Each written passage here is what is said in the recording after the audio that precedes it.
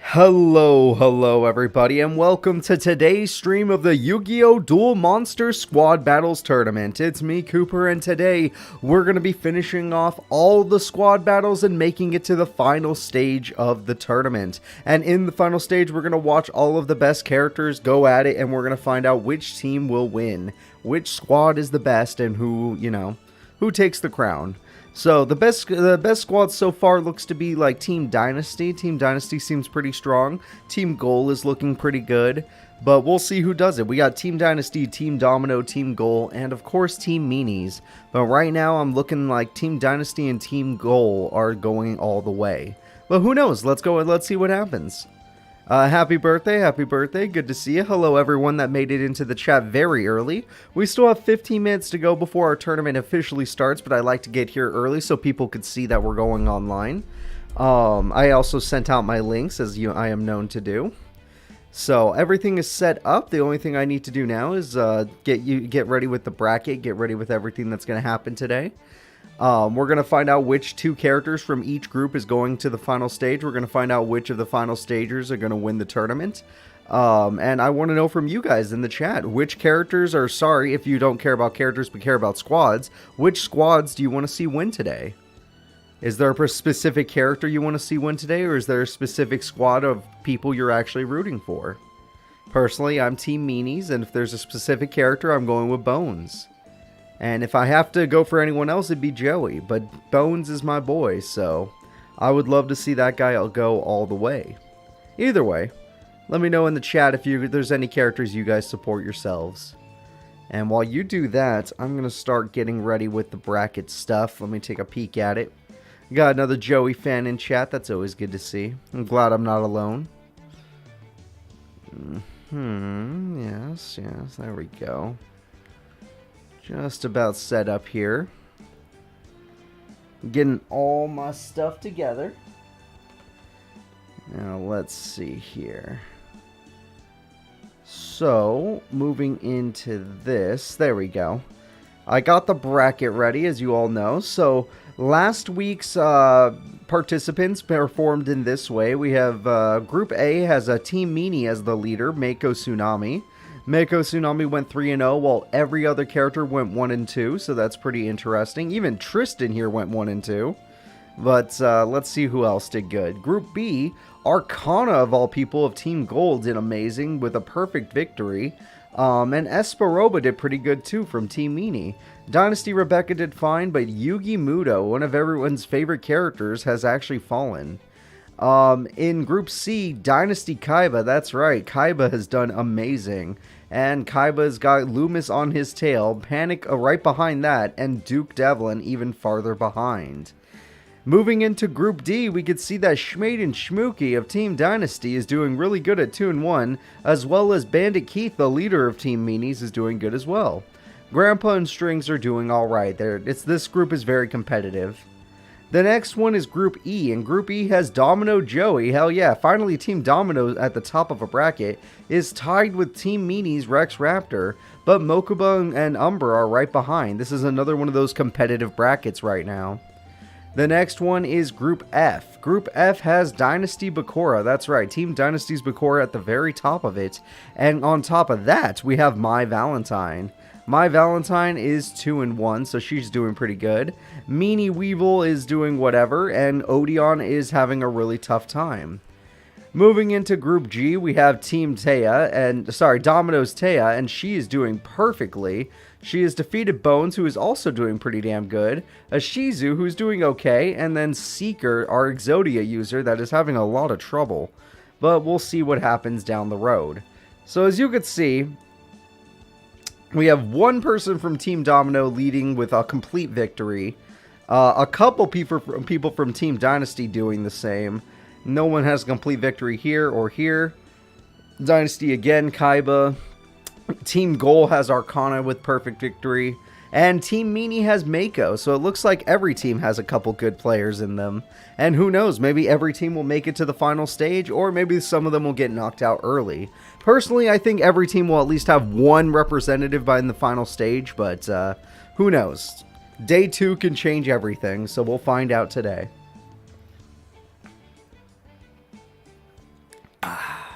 Sorry, getting some water in me. So let's go ahead and take a look at Group A and who our first match of the day is going to be. The first match of the day is going to be Tristan Taylor versus Ghoul Merrick. That's right, Merrick is going to be taking on Tristan. And I'm going to be setting that up in the background while you guys, you guys sit and chat and, talk about who you actually care about, who you want to see win, and all that fun stuff. So let me go ahead and do that. Now, Tristan Taylor is not the best duelist, but he did manage to get a win last week, so maybe, just maybe, he can keep this up and make a surprising victory today. I don't know if he's going to get it against Merrick, but, I guess we've seen crazier. But Team Merrick is the leader of Team Ghoul, and he surprisingly is not doing as well as he could be. Merrick is kind of suffering, and it's kind of interesting to see him suffer. But we'll see how he does today.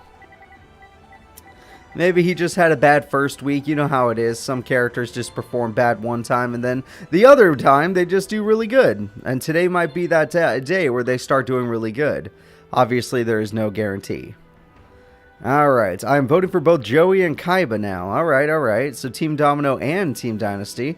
Taya or Mai. Okay, Team Domino all the way for Lane. Let's see. Yeah, I'm pretty interested to see where this goes as well, Skyrus. Who knows what's going to happen? Nobody here has the power to see the future except me, and I'm not going to tell you guys what happens. You have to watch for yourselves. You're going for Team Domino, eh, Kyle Stacy? Alright, that's pretty cool. Team Domino has Taya pretty much carrying that entire team, and Joey's doing okay. But yeah, Taya is kind of carrying that whole team. So maybe she'll be able to do it for you. She did get third in the freaking Shadow Realm tournament, so maybe she has what it takes. Yeah, Techie Cat, I hope we have a lot of fun today. What's up, Adrian? I hope you're ready. We're going to be playing some Yu-Gi-Oh! Alright, I already have the first fight set up, but I did tell everybody that the stream would start at 2, so let's give everyone some time to show up. And while we're waiting, I will answer any questions. If you have any questions about current or future Let's Plays, or if there's any Yu-Gi-Oh! Questions you have, I can try to answer them, but understand that don't ask anything too competitive, because I don't really understand new Yu-Gi-Oh! But yeah, welcome Bulba, happy to see you. But yeah, I'm pretty much all set up. I got everything done in time. Hey, what's up? Yeah, I'm Koipa. That does sound kind of weird. Oh god. Yeah, recently I've been playing a lot of Digimon. I literally just played Next Order for like 5 hours straight because I really liked it. I played some Redigitize. I played that for a while. Welcome, Alexi Bear. I also played a little bit of Kirby with my friends. The new Kirby game came out, so me and my friends started playing it. We're really loving the minigames. The story mode is something we remember, so it's kind of nice. But the minigames are extremely fun, and we're hoping that me and my friends will be able to get... We haven't got to the Magolor part yet, but we want to play the game when we get to Magolor, and we want to do the Magolor story mode when we get to... and see what it's like. No spoilers, I just want to know what it's like. I don't want any spoiling. Yeah, Kirby, the ultimate monster, and his friends DDD, Meta Knight, and Bandana D. Having a great adventure. But yeah, and I've been raising my Digimon quite a bit. In fact, I already know that a lot of my Digimon have evolved. Ah, the Megaton Punch minigame is a classic. That one is super good. The block minigame where you have to make your opponents fall off the map is also super fun. So is the sword minigame. What else is there? There was the sword minigame. We like that new blaster one. The blaster minigame is pretty fun. Throwing the shuriken, it's just like the Wii one, so that one's a lot of fun. I think we played that in episode 1, so you guys probably saw episode 1. The shuriken minigame. That's a good time. We're going to play some more tomorrow, so I'll be able to get you guys some more content tomorrow, but for now, we're just going to be chilling. But yeah, I'm excited. We got new Digimon, new Pokemon. Yu-Gi-Oh! Capsule Monsters just ended, so I'm going to continue playing Zexal. It'll probably start tomorrow. I actually already had a few Zexal videos ready to go. I just didn't want to upload them because we were so busy with some other series. And let's see, what else am I up to? I'm going to be playing a little SpongeBob. I haven't been able to put any on the channel, but I am playing SpongeBob. Who is your favorite video game character if you had to choose one? Sly Cooper, 100%, no contest, Sly Cooper. Let's see. Yeah, that's not a hard question.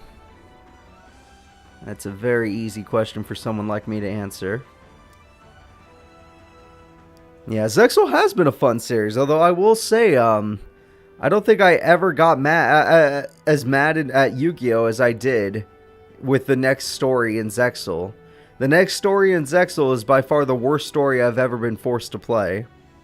It's really rough. It is so rough. Oh my god. It hurts my brain. Hey, did you watch the State of Play just now? I did not. I did not even know there was a State of Play today. Let me know if there's any good video game trailers, like Sly Cooper 5, then I want to know. Oh, I'm playing the new SpongeBob game right now. Yeah, I'm playing Cosmic Shake. But Battle for Bikini Bottom I've already done on my channel. It's already got a full Let's Play of it. Other SpongeBob games I enjoy is the Revenge of the Flying Dutchman. The movie game's alright. I actually had some good times with that one too. But Revenge of the Flying Dutchman is another one I could recommend. Crash Team Rumble released a trailer. Oh, that's good. I do like party games. And Crash Bandicoot. Oh, it's Cash Team Rumble. Sorry, I didn't realize it was a... Is it a freemium game? I will be very upset. Who was your favorite villain in the OG Yu-Gi-Oh! Series? See, that's tough, but I honestly... I might go with Pegasus. If it's like a big villain, I might go with Pegasus. Pegasus was really freaking cool. Nothing interesting in the State of Play. Well, that's interesting. I mean, that's sad. Alright. It will break my heart if it turns out that Crash Team Rumble is a freemium game. I'm not ready for that. Emotionally, I am not ready. Alright. RE4 trailer. I was never that big of a Resident Evil fan. I've always been a Midland fan. We played 8 and God, what was the other one we played? Damn. The 2-player one. Me and my friend Arturo, we played the 2-player Resident Evil game on my channel. It was the second. Revelations 2. We played Revelations 2. He played as the little girl, I played as the dude. It was a good time. Nickelodeon Attack of the Toy Bots. I would rather play the Battle for Volcano Island or whatever. But, yeah.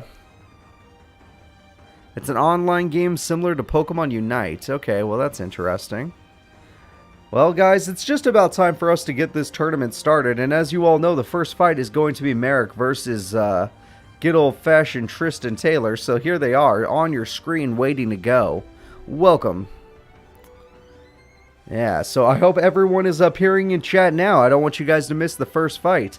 Today is the day we find out where everyone ends up and who's going to the finals and who's not. Alright.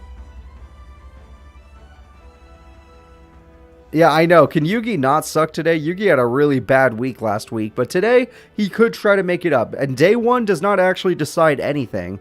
Day 2, anything can still happen. Any character that went 0-3 still has a chance of making it into the final stage because they only need to achieve 2nd place. So, we'll see if that happens. We're almost coming up to 2 p.m. my time, so we're about to start this fight. Tristan Taylor has that terrible deck. Merrick is a burn deck, and you know what? Tristan's already won a duel in this freaking tournament, so I have to believe Tristan might win another one. Granted, he had a god hand, but he's actually been summoning his fusion monster a little more often, and that surprises the hell out of me. We'll see if he can continue to do so, or if it will make a difference, because Merrick's deck doesn't really care about strong monsters. He's all about beating you with your own monsters and doing burn effects. So, we'll see. Or, worst case scenario, if you do something, summon something too strong, he'll just lava golem you, because he likes to do that. Alright. I think I'm about ready to start this tournament. I want to thank you all for your patience. Everyone that appeared early, thank you so much. Let's get this tournament started. It's going to be Tristan Taylor versus Yami Merrick. Here we go. The first fight of the tournament. Will Team Goals leader Yami Merrick lose another duel, or will Tristan Taylor lose the duel like he's supposed to, even though it doesn't matter? The winner could easily just get third place and not make it anyway. Cyber Falcon. And he's got an equip spell to make the Falcon actually pretty decent. The Grand Tiki Elder will die. Alright, so we have our first death, but that's fine. The Gilgirth, yes, even with the equip spell, the Gilgirth will defeat you. And for those of you that have not been here for very long, yes, I know his actual name. Don't judge me. Alright, next we're going to see Lacunga. Yeah, we all like Lacunga. That's a fun monster. But the Acrobat Monkey can hold back the Gilgirth, so Tristan Taylor is saved by the monkey. And Tribute Summon Machine King. There we go. Tristan gets out one of his better monsters, and as we could see, Merrick has been unlucky and hasn't drawn any of his trap cards yet. Merrick's deck is built around trap cards, so the fact that he hasn't got one is pretty surprising. And we got Robo Yarrow, which could defeat the freaking defense mode Lacunga. Also Revival Jam, which could be used to make sure that Merrick always has a monster, but it will cost him 1,000 life points. Alright, Revival Jam hits the field. And Lord Poison hits the field, which is pretty good for Lacunga, actually. So, it's a win-win situation for our buddy Merrick here.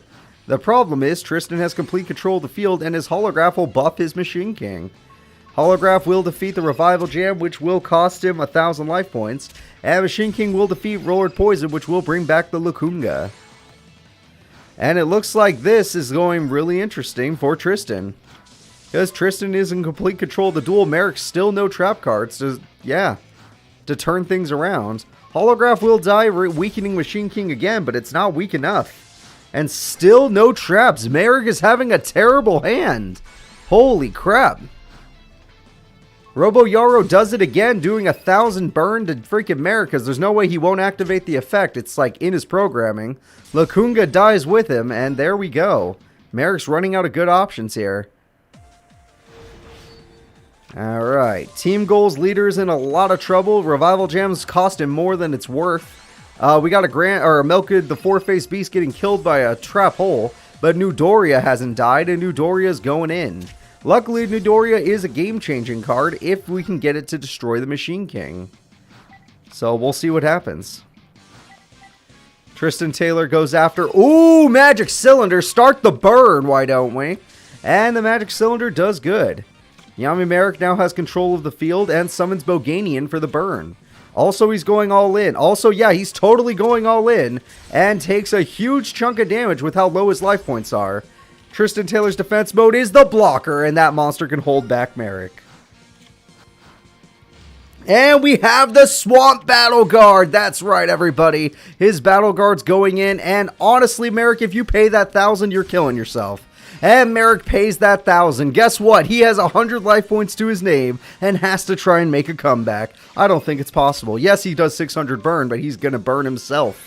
Unless he has a monster that could beat 1,800. Well, holy shit, we got a Helpimer. Helpimer comes in with a 2k attack stat, takes out the Swamp Battle Guard, and puts Tristan in a weird position. All he's got to do is 100 burn, and his ace monster, the Cyber Commander, is here to do it. Now, obviously, Revival Jam just doesn't want to take 1,000 this time, so Cyber Commander, you may have killed the Jam once and for all, but now you got to deal with this, the Lacunga. And the Lacunga has its ability to summon the Lacunga token, which could end this duel.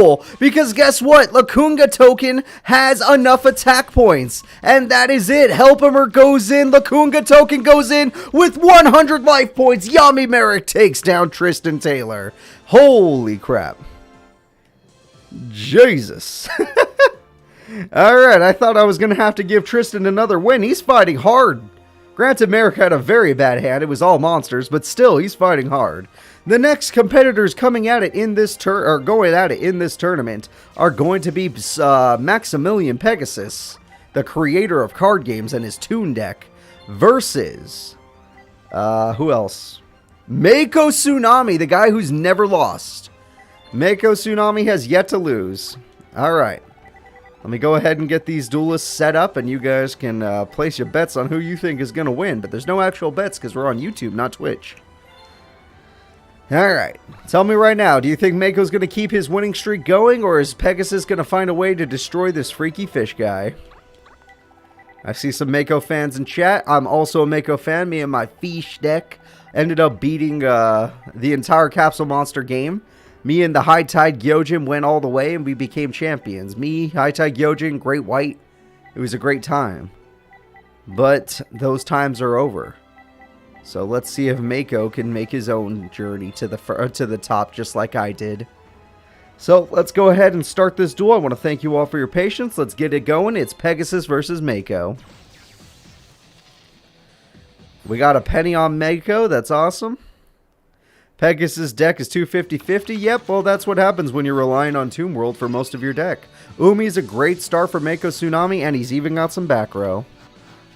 Alright, Toon Table of Contents does fix Pegasus' deck, because that means he can now pick Tomb World, and Tomb World will save him after he searches out all Toon Table and Contents. Alright, there we go. He's got Tomb World, so he can actually summon most of his deck.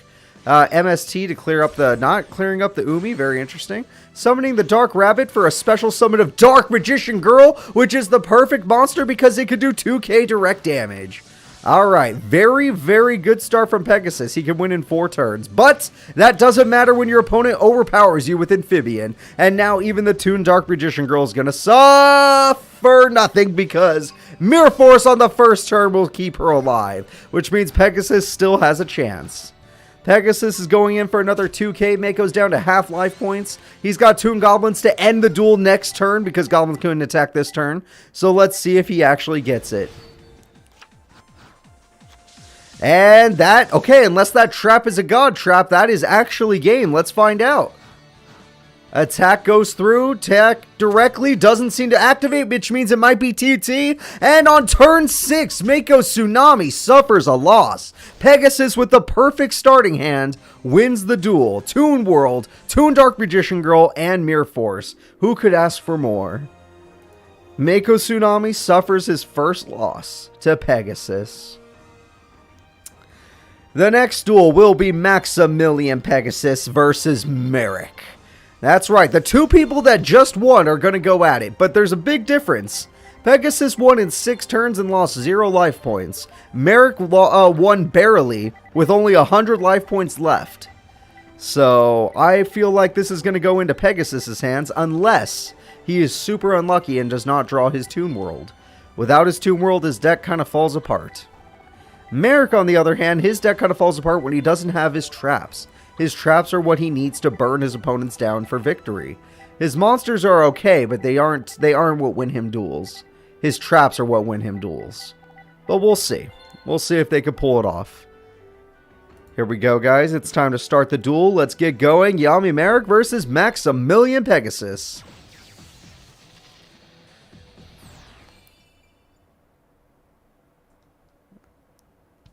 Alright, so we got 2 cards drawn, and then we got set. Very nice start from Merrick. See, there's some trap cards. Pegasus understands that he's in trouble and starts off with Toon Table of Contents to get him Tomb World, which is the exact start he needs to have a good hand. So, good starts from both of them. But let's see just how good. Graceful Charity, that's also a good start. Alright, Tomb World is already here. Pay the 1,000 life points. MST just to make sure. Nightmare Wheel is gone. Toon Mermaid hits the field. Gemini Elf hits the field. And next turn, both of those toons can attack directly. And it looks like Merrick doesn't have a damn thing he can do about it. This is going to be really, really bad. And Toon Dark Magician Girl is going to do even more damage. So here we go. Gemini Elf goes first to discard a card. Let's see what Merrick is losing. Merrick drops a Legendary Fiend. And Nightmare Wheel is still on the field. You hit one of them, but he started the duel with 2. Really good start from Merrick. Now he just needs something to kill that Gemini Elf, or he's going to lose too many cards and life points. Ring of Destruction would do it if he was smart, but his AI is an idiot, so there's nothing we could do about that. Toon Gemini Elf shall survive. Yami Merrick loses the last card in his hand, is going to be forced to Destiny draw his way to victory. Lava Golem might have worked, but at the same time, you don't always want to give your opponent a 3,000 attack point monster. So let's see. We're going to go ahead and set a card, and it looks like Merrick's in a lot of trouble. Obviously, Pegasus can't win yet, but he'll be very close. Dark Rabbit hits the field to start destroying some monsters. Gemini Elf puts Merrick down to 300, which Merrick has, been low every duel today. So let's see if he can make a victory every duel today from a low position. Lord Poison and Wall of Illusion don't do a damn thing in this situation, so I gotta say it. I'm gonna have to give the win to Pegasus. I don't see how he loses. And right now, all Pegasus has to do is attack directly with 2. Shit! Not only that, he also got his Relinquished. What are the odds? He doesn't even need it, but he has it. And Relinquished eats the poison, which means he has 2 ways to win the duel, and the victory is assured. That is it. Pegasus is having a great day. Alright. Pegasus is having a great day.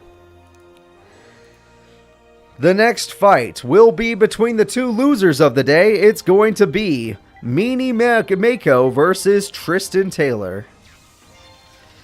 Alright, let's see if the Meanie Mako can take out Tristan.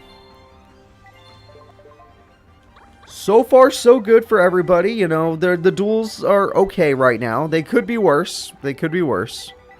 Mako Tsunami had a very unlucky start with Pegasus. Tristan's going to give him an easier start, especially since his field spell counters Tristan's deck, except for the, you know, the battle guards. That's the one thing it doesn't counter.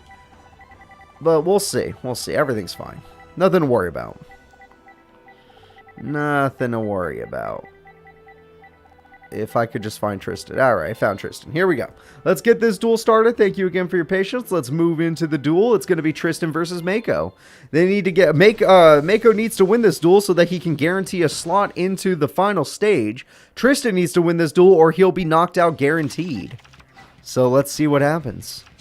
Now, we don't expect much from Tristan, but it doesn't mean we want to see him get knocked out guaranteed. And Mako starts with his field spell, which means he can counter Tristan's deck immediately. Especially with Pot of Greed, that's a hell of a start.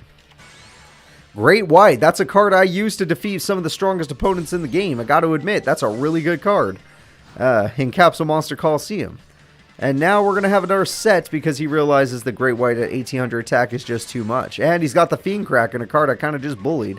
Robo Yarrow will die, and the Fiend Kraken deals good damage to Tristan. Yeah, this is not good. The OG Umi is the one that lowers Machine's attack, which is what I mentioned earlier, yes. Acrobat Monkey loses 16. Oh, because it lost 200 defense, it can't hold back the Great White like it did against the last opponent. So Merrick may have died because of their defense stat, but you're too good.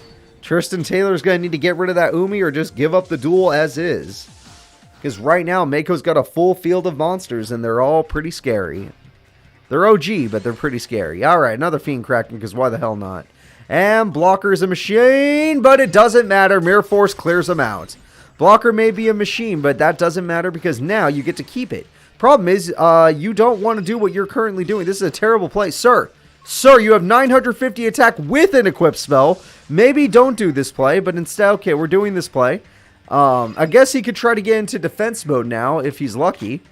But I don't think he's going to be that lucky. Island Turtle's at oh shit, he might be. He might be. Okay, either tribute that thing or put it in defense mode. No, you fool. Your 1900 defense might actually help you. Do not put it in attack. Oh no. This man is kind of stupid and there's nothing we can do to help him. Alright, Tristan Taylor, everybody. Here he goes. 7-card fish with 2k attack. It didn't matter if he was in defense mode. He would still die. So now, Tristan, you already used your Trap Hole and your Mirror Force. How the hell are you going to beat Mako Tsunami? You need Heavy Storm. Where's your goddamn Heavy Storm? Oh, Paralyzing Potion. You know what? That does work. 7-card fish is now just stuck there. Monster Reborn can target anything, though, and for some reason he picks one of the weakest monsters in the graveyard, Jellyfish. I got nothing against Jellyfish. It's just a fact that it's one of the weakest monsters in the graveyard. Very strange play. They don't really know how to use spell cards, though, I gotta admit. Alright, there goes 1400 damage. I guess that other face-down monster did not have 1350 attack. We got the ground attacker Bergroth, which can't even defeat Jellyfish until now. Why did you wait till main phase 2 to attach an equip spell? You goddamn idiot. Oh my god, just kill him. Oh, it was Penguin, so it was GG no matter what, but still. But still, though. Alright, game-winning attack goes through and Mako locks in a slot for the final stage as a Team Meanie representative. And just like that, I don't think Tristan has any chance now. Tristan is gone for good. Mako, good job. The next fight is going to be Merrick versus Mako, and Merrick, this is also your last chance. I know for a fact that Merrick has to win this duel. Yep, Tristan is here to play the spoiler. If Merrick does not win this duel, the leader of Team Goals is out of the tournament. This is his final chance to be a member in the tournament. That's not Team Goals' final chance. Team Goals still has other members, but losing your main member is pretty crazy. Losing your leader like this. Mostly because he's not drawing proper cards, but maybe in this final duel he'll actually step up to the plate and draw some good cards. Or maybe Mako will show why he's the most consistent duelist in all this old school dueling. Because honestly, these normal water monsters just do the job. I've never really seen a draw in these AI duels other than from Mindy's, so I highly doubt we'll see a draw. It would have to be a crazy burn card that allows a draw. Alright, I'm just having trouble finding Mako's deck. There we go. I'm ready to start the duel. This might be, if we're unlucky, this could be Yami Merrick's final duel in the tournament. Here we go. Welcome, George. And welcome, Racing John. If Merrick wins this duel, he still has a small chance, but if he loses, then it's game over. Alright, Graceful Charity kicks in. We have the Umi already on the field and some back row with a monster. Really good start from Mako. Merrick starts with Lacunga, which is not a water monster. I mean, it is a water monster, but it's not a fish, thunder, sea serpent, or aqua type. Alright, Great White hits the field. That's an 1800 beater. That's pretty good, but the Nightmare Wheel will make it suffer, so good for him. And he had another Great White he was just holding back. I wouldn't have done that. I would have played them both, but you're kind of weird. Alright, 500 damage. Yep, lots of Jaws action going on right now. Alright, we're going to tribute the monster that's stuck. Legendary Fisherman's immune to spell cards, and that's not a spell card. That's a trap. And it will do its job. Boganian, funny enough, is a machine monster, which you don't really see many in Merrick's deck, but there's one of them. And there goes another 500 burn from the Giant Wheel. Premature Burial will bring back a monster, but I don't think anything in the grave is that strong. Yeah, Lacunga is not going to do it, but Helpimer is! At 2,000 attack, Helpimer is going to help you out. And Tornado Wall says no more battle damage, but Merrick's one of the few people in this tournament that wins through burn effects, so he doesn't need battle damage, but... yes, with the field spell, Giant Red Sea Snake has the same power as Helpimer. Interestingly enough. And there it goes. Okay, it's gone. So, Helpimer was nice while he lasted, but he's gone now. And now, Merrick, you're going to have the Nightmare Wheel continue to do 500. That's really great. And Gilgarth can attack directly for no reason. Ah, Toriental Tribute ruined it. That was a really good play by Mako. Mako gets rid of everything, but he's bricked currently. Whereas Merrick can top deck a Dralago to do absolutely nothing until he draws MST. Alright, we got Jellyfish, which also can't. Yes, it can! Okay! With the Steel Shell, it could definitely beat Dralago, but Magic Cylinder baited you in and you did burn to yourself. And Helpimer's effect, after your battle, you lose your... oh, it was that. It was a ritual spell. There is no reason... that is 100% why he couldn't do anything the other turn. He had a ritual spell and equip spell. And now he's got Giant Red Sea Snake with the Jellyfish to do a lot of damage. Alright, Archeroid, I would have summoned that monster, but you're an idiot, so I'm not going to blame you. Alright, lots of back row from Merrick, but nothing that seems to do anything. And lots of front row from Mako. Just desserts, that does do something. But Mako Tsunami still has life points left, Merrick. Another 2k damage coming in, but the Metal Reflect Slime, funny enough, is an Aqua monster and has 3,200 defense. Not bad. Merrick taking advantage of a little bit of Umi for himself, and now can wait until he gets a couple more burn cards to win the duel. Finally, an opponent where Merrick's burn deck works, because yeah, Tornado Wall stops battle damage, not burn damage. What a fun little interaction here. But he still has to draw said burn cards. He does have a trap on the field, we just don't know what it does. Mako's only chance of winning the duel is Spell Trap card Destruction. He does have it. Every character in this tournament has at least MST and Heavy Storm or MST and Harpies. And another ritual spell is gone. There's no way the Fortress Wheel could be summoned. Nightmare Wheel will slowly win the duel until, Mako gets his freaking spell cards. How's Team Gold dueling? We'll see. We shall see. Team Gold might get kicked out of the tournament quicker than we thought. Island Turtles get thrown away by Helpomer's constant effect.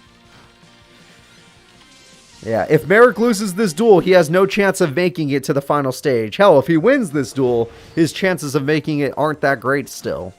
It's still possible. It's possible. Alright, Mystic Tomato dies, which means he gets himself a Legendary Fiend. That's a monster that's going to become very powerful. Plus, you lose a card. Oh, he lost TT. That is pretty bad. Alright. Also, yeah, he runs a lot of TTs because that's his signature card. He could use that to get rid of the Metal Reflect Slime. So, yep, Legendary Fiend does get strong enough, but we were wrong. Reinforcements makes the fish stronger than the Legendary Fiend, so its infinite power will no longer infinitely grow. But Mako needs his MST. He's running out of time. Or Heavy Storm, or anything. He's running out of time. Nightmare Wheel will kill you. You need to Tribute Summon or something. Alright, Merrick. And Coffin Seller. Now, if anything goes to the grave, like with Helpomer's effect, you will die. Pot of Greed, that makes your card... Oh, wait, it has to be a monster that goes to the grave? Got it. Either way. Helpomer with Coffin Seller has it. Oh, Ceasefire! How much burn? 500 just for the freaking Metal Reflect Slime, which means that is it. Nightmare Wheel will end the duel. Mako Tsunami burns. He shall burn. Just like that, Merrick keeps himself in the tournament for 2 more seconds. That's right, everyone. Merrick is still here. But this next duel decides it all. If Pegasus wins this duel, Merrick is out. If Pegasus somehow loses to Tristan Taylor, then that means Mako is... sorry, not Mako. Merrick still has a chance. It's kind of weird, but Merrick must depend on Tristan Taylor to have a chance of staying in the tournament. Not the character I would want to have to put my faith in, but at the same time, Tristan did put Merrick to 100 life points today, so maybe, just maybe, he can do this. But Pegasus almost had a perfect 3-0 today.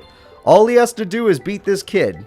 If Pegasus beats Tristan, he has the perfect 3-0 and guarantees himself a slot for the final stage. Alright, Pegasus. There he is. Alright, I got Pegasus ready, guys. This is it. The final duel of Group A, and it has a lot of stakes. Will Team Gold make it, or will Team freaking Dynasty with Pegasus? Team Domino's Tristan can't. He is only playing spoiler.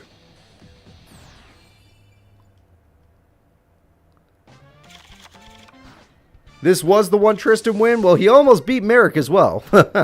But you're right. This was Tristan's one win. Now, Acrobat Monkey kind of sucks, and that card does not make it much better. In fact, you're weaker than the monster that... Yep, you just played a monster that should have been in defense mode into attack mode. And now you're going to pay for it. But luckily for him, Maximilian Pegasus does not have Tomb World right now. Not like it matters when he can just kick your ass. Except he did just throw away a monster for some reason. Alright, he sets a card, and ends his turn. Pegasus, look for Tomb World. And Monster Born brings back the Dark Rabbit, but I don't know if that's going to help you. And you put it in defense mode, which is not the best. Cyber Commander will die, and a tribute summon for Parrot Dragon. Now there's a monster. We're seeing some of those classic tunes that don't technically count as tunes unless you're playing Duels of the Roses. That is going to be too much for Tristan. Tristan's cards can't stand up to a Parrot Dragon. His blocker can't do it, and neither can his Acrobat Monkey. So that means Tristan's going to have to find a good spell or trap card to turn things around. And it looks like he's not. He's just drawing monster cards. And we got, oh my god, the whole original Toon set is here. Toon Alligator, freaking Dark Rabbit, and Bickery Box. Now we just, Parrot Dragon. Now we just need a Bickery Box and we're all done. Alright. All of these monsters would be buffed by the Toon areas in Duels of the Roses. And we got Pot of Greed. Ruriran is not... Ruriran counts as just an actual Toon monster that is affected by Tomb World. These are Toon monsters that don't need Tomb World or count as normal monsters. So, it's a little bit different.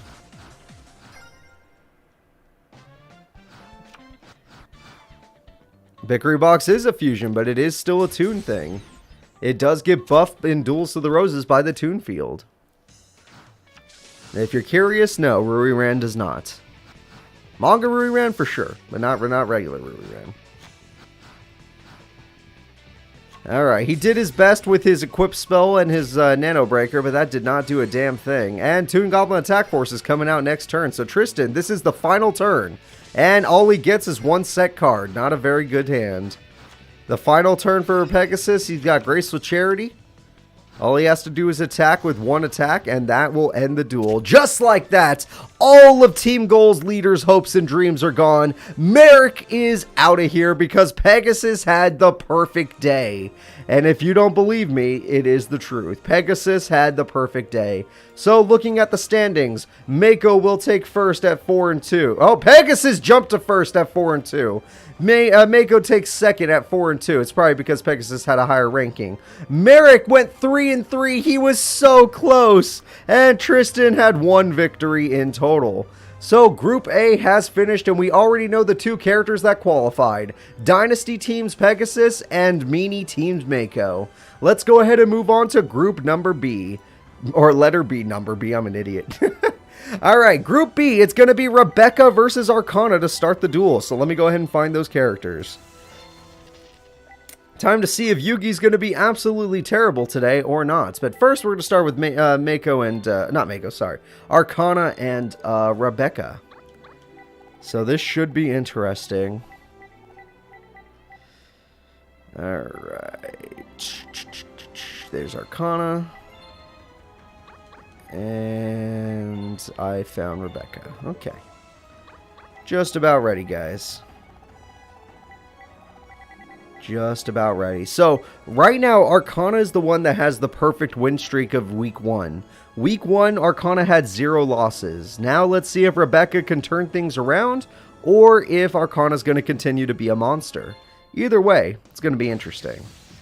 Now, you're going to need to give me an hour to find their faces, because it's been a week, and I don't remember where they all are, but, you know, screw it. I'll find them. I'll find them. Alright, found Rebecca. Rebecca starts with Pot of Greed. That's a hell of a card to start with. Hell of a card.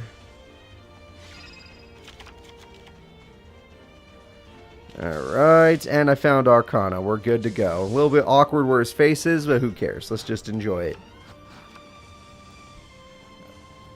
Alright, we got Dark Magic Curtain doing 4,000 health to him, but there we go. We got the Dark Magician on the first turn. And you paid 4,000 life points to get Cyberjar. Jesus Christ. That is a shame. Literally a shame. Alright.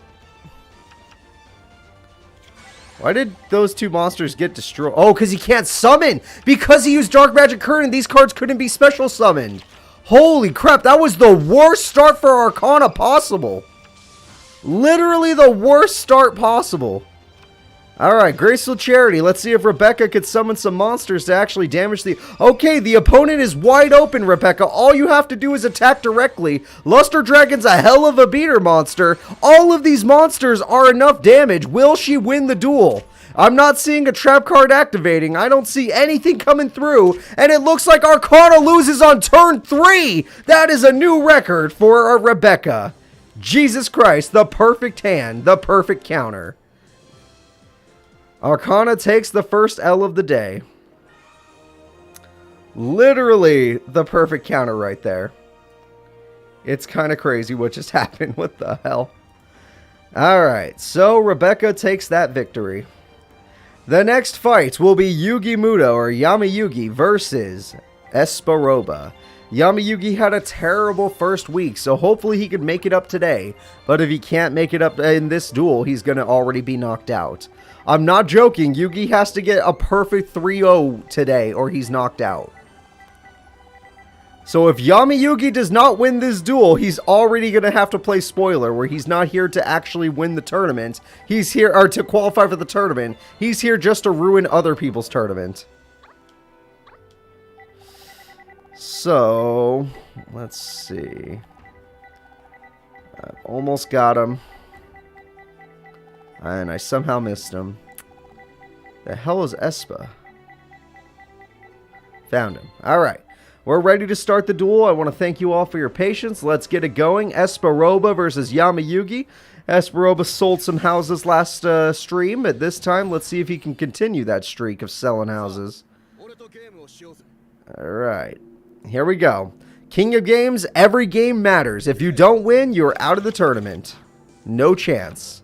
Pot of Greed is the perfect start for Esperoba, so Yugi fans better start sweating. Yugi plays MST, which is a great start depending on that. Creature Swap got hit. That's a pretty good card to hit. Obnoxious Celtic Guardian's an okay card, but Impachi's way better. And yeah. Obnoxious is good when you need to stall big opponents, but neither of these cards are big enough. So there goes the Obnoxious Celtic Guardian, and there goes most of Yugi's life points. So very, very strong start for Esperoba. Yugi's going to have to go with Dark Hole. Great timing, honestly. Get rid of all that crap. Yugi's bricked! Yep, that's his deck. His deck is just bricks. And you got to guess a number. He said 4. That's actually a pretty good guess. Oh, shit! Oh, shit! It was a good guess, but then he got Jinzo, and that ruins everything. And the damage might be too... Oh, Karibo saves the day! The damage might have been too good because he also had 1,000 burn left over with Cannon Soldier. Oh, God. It wasn't enough, but it was close. Alright, Queen's Knight comes in to get rid of the Cannon Soldier, but at the same time, Jinzo the Trap Stopper. We already lost Dark Hole. There's no way for Yugi to come back. How could Yugi possibly do this?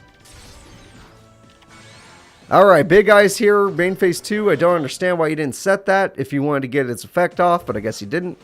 Destiny Draw is probably going to be crap because if he... Oh, shit! He got it! It's the BLS! The one monster that can save him, and he actually pulled it this time. Alright. Sometimes it's Mirror Force, sometimes it's Monster Reborn, sometimes it's Magic Cylinder, sometimes it's TT, but today it's BLS. And it's gone. It was nice while it lasted. And Cannon Soldier is here to do some good damage. And just like that, Yugi is back on the ropes. He's about to lose, and he can easily just not have a monster. But he top decks the King's Knight, a card to keep him in. Remember, if Yugi loses this duel, he has no chance of qualifying, and this is getting already kind of crazy. Alright. Yugi is now going to get Monster Reborn to bring back the BLS to win this duel. Will it actually win him the duel? I don't know, but he go... Oh! Oh, he removes from play the Cyberjar tributes for Jax Knight. Jax Knight does a big 1900.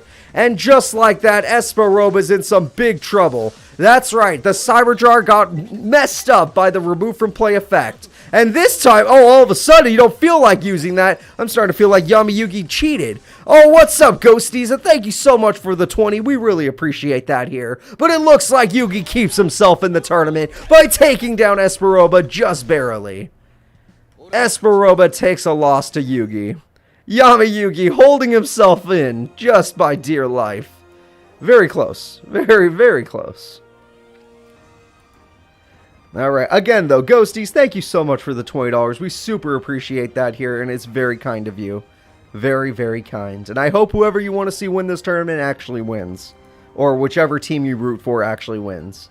Alright, the next duel is going to be Arcana, the Dark Magician Master taking on Yugi. And don't forget, every one of Yugi's games are must-win games. If he cannot beat the Master Magician Arcana right now, he's already out of the tournament. Anytime Yugi comes up to bat today, he has to win. Because he had a terrible first week. So now it's time for him to take on good old Arcana. We're going to find out who the better Dark Magician Master is today.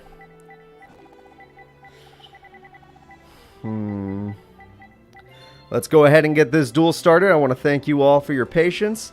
Let's do this. Will it be Arcana or the King of Games that wins today's duel?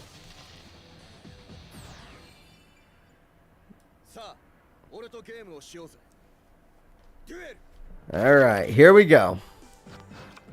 We have Mystic Plasmic Zone to start the duel, which I think actually helps both of these characters. That's cool, Greed. I hope you have fun with that. And Old Vindictive will be a great start for Arcana. Already, Yugi looks like he's going to start in a pretty bad position. Arcana, can you draw a beater monster to make it look even worse? Oh, yeah, you can. That's a Red Eyes. Oh, yeah. Okay, you might as well. Yeah, you don't want to get hit by a Red Eyes. But you did give him a spell counter, so let's be careful. Alright.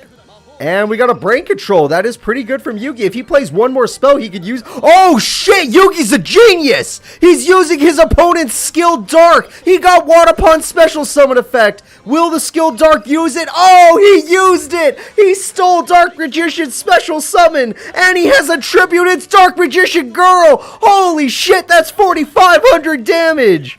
What a play! Oh, hoo, hoo, hoo. Jesus, Yugi, that was incredible.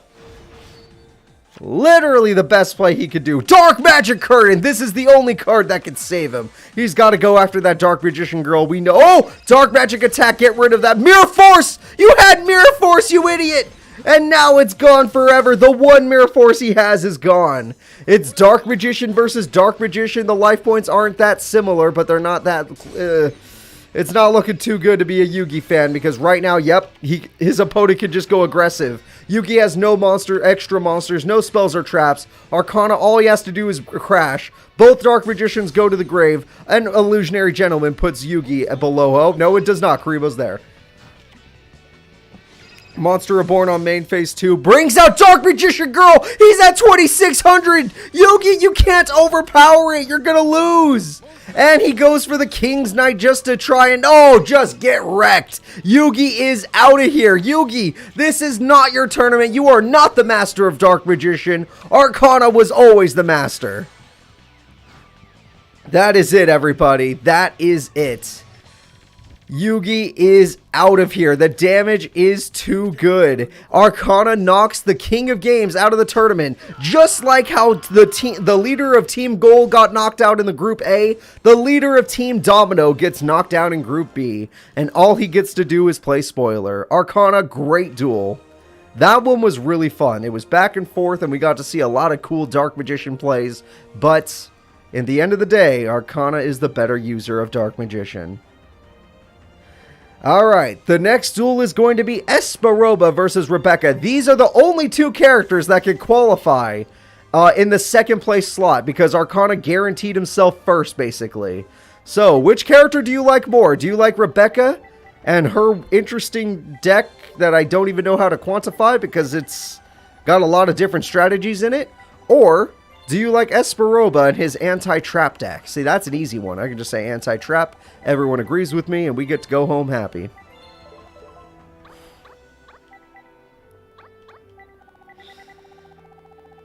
All right. Are these best of ones, Abdo? This is a this is a round robin tournament, not a best of not a regular tournament. I think you're thinking of a bracket tournament. This is a round robin.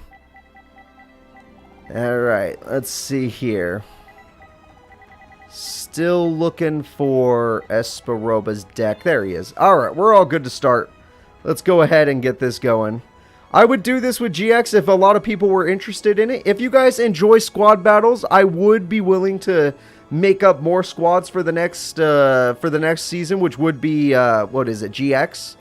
But I understand that if you guys don't like round robin tournaments, I would not do them anymore. I would try to hold back on them and not spam them. But we'll see. We'll see.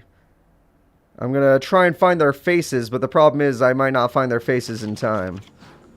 Boom. Esperoba's in the right position. Now we need Rebecca. Alright, there we go. And let's see. Tribute to the Doom. That's not bad. That gets rid of the Cyber Soldier of Dark World. Giant Soldier of Stone goes in. Both of these guys kind of summon really weak monsters to start the duel. I mean, don't get me wrong. Giant Soldier's great in defense mode. Okay, both of these guys just use weird... They used full-on spell cards to kill useless monsters, in my opinion. I would have just killed them by battle, but who am I to judge? Graceful Charity. That might help out Rebecca in this weird situation. Pot of Greed. That might help out Rebecca. And she's got herself a Witch of the Black Forest, which is willing to crash because that could destroy Reflect Bounder. But it will cost her 1,700 life points. And Fire Princess is there. Alright, Pot of Greed's coming in. And we got ourselves Cannon Soldier going for 1,400 damage.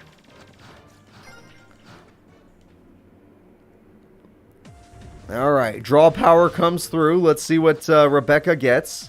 Rebecca set passes. She seems to be in a weird position where she can't overcome the opponent. Cannon Soldier is not that strong, so it surprises me. Mirror Force could overcome the opponent, but that is not something I'd ever Mirror Force. However, it seems like Esperoba is bricked because they are not summoning any other monsters. Fire Princess is... Oh yeah, wow, none of Rebecca's monsters could overpower that Cannon Soldier. That is kind of crazy. And there we go. These kind of tournaments cannot be done in Master Duel game, no. I'm afraid not. That game has no characters. And I don't feel like making 250 faces.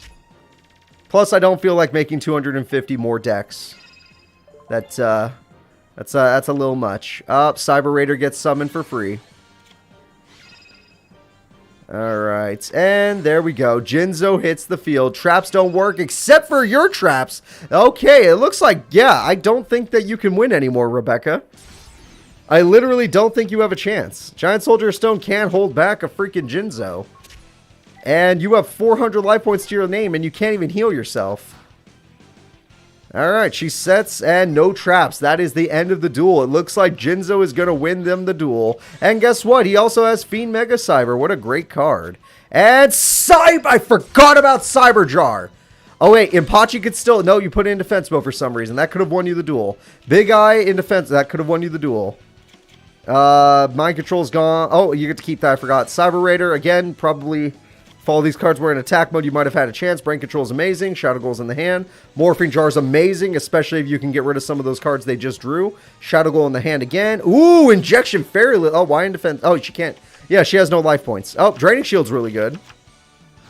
Interesting. With Jinzo gone, she can heal now, so that might help her out. Morphing Jar is the most important thing in her hand on the field, though. But she doesn't need it because she's got the Blue Eyes White Dragon. The legendary, it's gone. Oh, just kill yourself, Rebecca. The duel's over. Alright, guys, that's going to be the end of the duel. We're going to go ahead and have Cybernetic Cyclopean with 2400 attack go in and win the duel. GG's. Welcome, Brago. Esperoba taking that W right where he needed it. It's still up for grabs on who's going to get second seed in this freaking group. We already know Arcana's the man with the plan, but second seed is up for grabs. Alright, the next fight is going to be Arcana yet again taking on Esperoba. If Esperoba wins this duel, I think he guarantees himself a slot into the tournament stage. But if Arcana wins this duel, then anything can happen.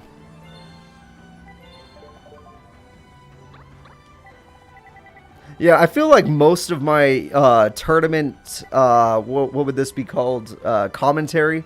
My tournament commentary career is getting really hyped over cool situations that get ruined by a single spell or trap, so I have to instantly kill my mood. And I'm pretty good at it. Like, I'm good at, like, getting rid of all the enthusiasm in my voice the second I see something disappointed.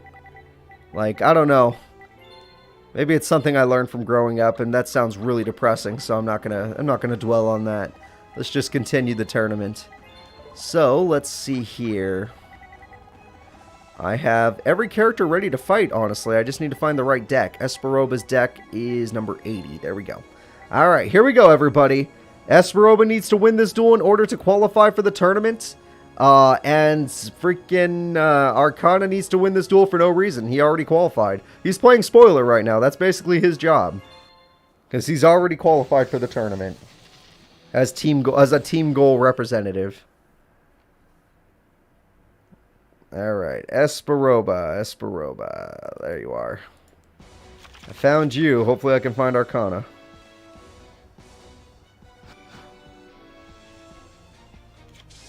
Yep, there he is. Alright, we're ready to start. Alright, Lane, I hope you have a good day today. And we got ourselves a Pot of Greed. And then we got ourselves an Illusionary Gentleman. Impachi comes through with 1900 defense. The only reason I don't do subscriber tournaments, Ghosties, is because I don't like Yu-Gi-Oh! Oh, look, it's TT. And now we're going to go ahead and get Mystic Tomato out here. 1400 beater is actually pretty good. You know, for someone's deck like that. Yeah, Yu-Gi-Oh! Just stopped being a fun game.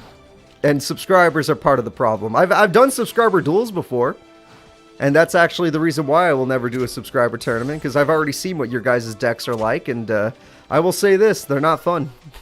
That's why I had to do the Dynasty series. The Dynasty series, you're forced to use my kind of decks. That was an amazing play by Esperoba, going into Fiend Mega Cyber, just a tribute for Jinzo to guarantee no traps. Arcana is in a lot of trouble now. Holy crap. Okay, well, this is actually not good for Espa. I mean, not good for Arcana. Esperoba might be able to qualify. He might be able to take that slot. Alright, we have a special summon. Old Vindictive! Oh no, Jinzo! Oh crap, Witch's Apprentice buffs them all. That's 1500 extra damage. Holy crap, that's a lot. That's a lot. Esperoba, you need to win this to guarantee a qualification slot. If you don't win this, I'm going to be very, very sad with you. Alright, here we go. Monster Reborn comes in. Okay, Jinzo can save the day. Old Vindictive's already been used and Jinzo's getting by. Would you attack that one? Why would you let him get more cards? Alright, at the same time it was just that, but still, you got to be careful. You need to knock down his monster so he can't possibly summon Dark Magician. Oh shit, you don't have a choice. He's summoning Dark Magician. And remember guys, no traps can be activated and Dark Magician beats Jinzo by 100. And Thousand Knives beats Jinzo by for free. And Mystic Plasmic, oh god, that's 1,000 extra attack. 3,500 Dark Magician going in, and that is it. Esperoba suffers a loss. Arcana is unstoppable in his own group. The only one to take him down was Rebecca. She was the only one. Alright, this next duel decides a lot. This is going to be kind of scary. If Rebecca wins this duel, then she has a tiebreaker match with Esperoba. If Yami Yugi wins this duel, then he did not go... What was it? Oh, okay, wait, he won a duel? He beat Esperoba? Okay, 1-5. 1-5. Alright. Yeah, no, Rebecca can be pretty good. It's actually kind of impressive how good she can be. The problem is she doesn't really know how to use her deck that much. We do tiebreakers, Balba. If they have the same record, we like to do tiebreakers. Unless it's like the two people that qualified, then we don't care. Yeah, Yami Yugi's been still bricky. Yeah, that's his biggest problem. If it wasn't for how bricky he was, he'd actually be a good duelist. But yeah, he's been bricking up on us. He's not even supposed to be that bricky. He just is bricking on us. But he had one good duel today against Esperoba. One good duel. Alright. And he actually, no, he played, you know what? He did play well against Arcana. Arcana's just a monster. Like, Arcana is literally just a monster. Because Yugi played, like, did 4,500 damage to him with Dark Magician and Dark Magician Girl, and Arcana still found a way to come back.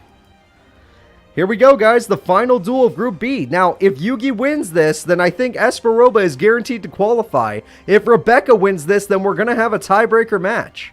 So, let's get this duel started.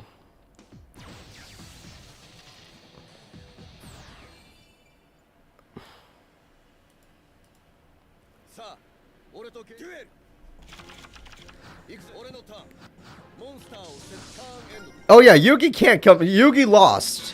He had to win every duel today to have a chance, and he lost, like, the second duel, so there is no chance for our buddy Yugi here. He's got, like, 1 win out of 5. And this is his 6th duel. Everyone gets 6. Welcome, Max. I know, I'm sad for Yugi, too. I like his cards, but today he's just not playing very well, except that one duel with Esperoba. 7 tools to stop their healing. Alright. Really doesn't want Rebecca to be healing. And he got King's Knight. King's Knight's pretty good. Morphing Jar, they're both getting a new hand. Yugi loses all of his bricky cards, I guess. And MST Chains to get rid of Last Will. I guess that is something good to get rid of. Monster Reborn gets Dark Magician out onto the field. That is pretty freaking good. I forgot what group Duke Devlin's part of, but we're going to see him today no matter what. We'll find out. And let's see. Well, Foolish Burial, what are you going to throw away? You threw away Mary. That's a very good card to throw away. Lots of good sets. Rebecca's keeping herself, you know, healthy. Queen's Knight is here. Sadly, King's Knight was summoned first instead of the other way around, or they could have had Jack's Knight. Witch of the Black Forest, that's not a bad card for Rebecca, but honestly, I don't think her life points are doing that well. Yeah.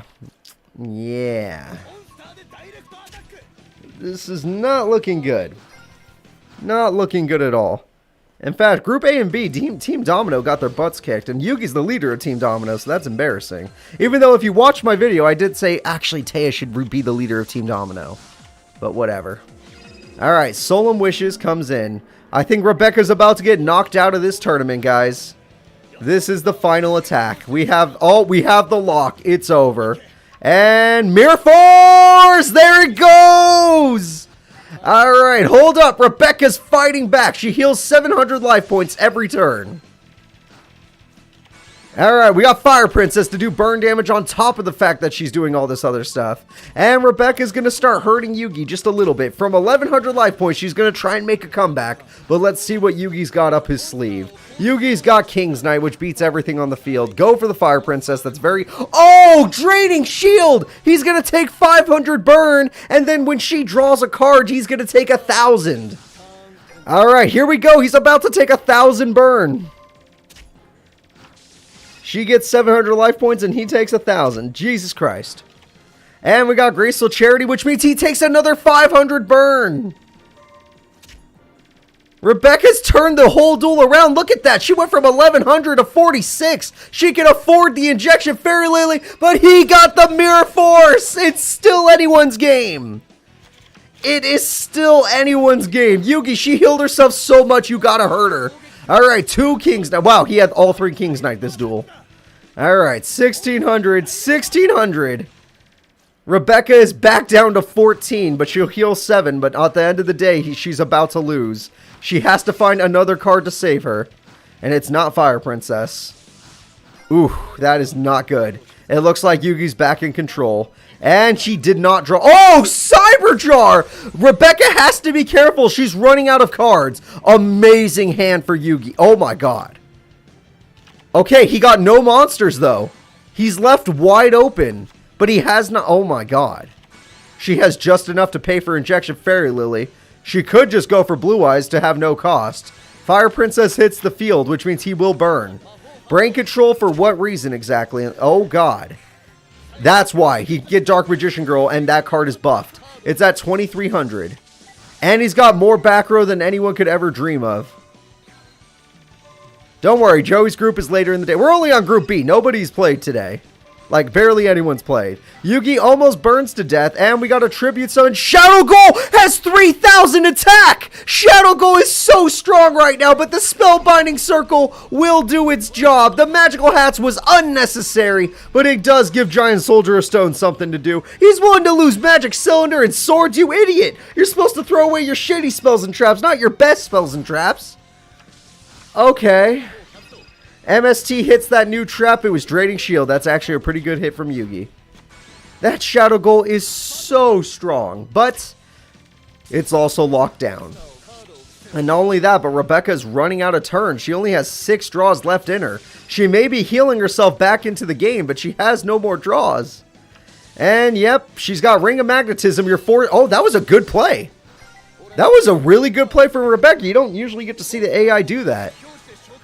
She actually gave the Shadow Goal a use. So she at least gets those last few draws. Alright, there we go. Dark Lord stuff. And now, Sai, you can't. She lost the duel. She killed herself. Alright, Luster Dragon. That is a GG, I believe. Last Will. Millennium Shield. Monster Reborn. Can't draw. I don't think she can win this. Even if it's not until her next turn, she can't win. Unless she finds 800 burn in her hand, she can't win. Monster... Wait. Wait a minute. No way. This is it. With no life, no cards left in her... Wait, what? She buffed her Shadow Goal to 3,400? What the hell? And this is for game. This decides the entire duel. Does Yuki have a card? He does not! Rebecca wins! Rebecca from the brink of death in multiple chances. She gets a Shadow Goal up to 3,400 and wins the duel before she decks out.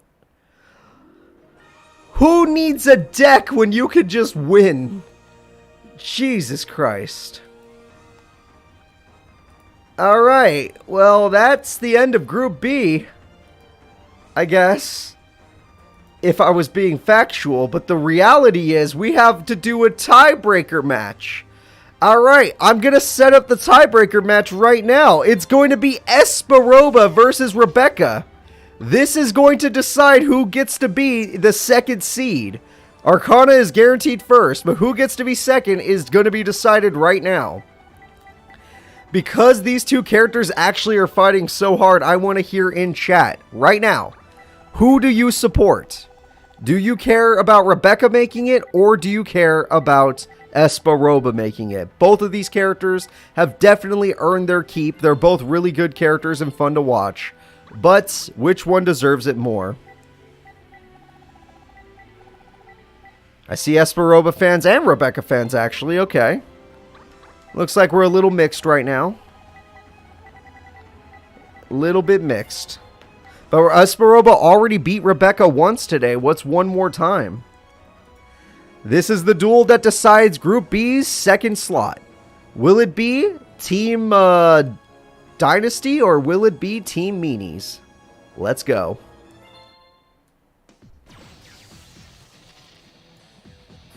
Alright, Esperoba's face is going to be floating for a second, but that's just to give me time to find Rebecca. Alright. Here we go.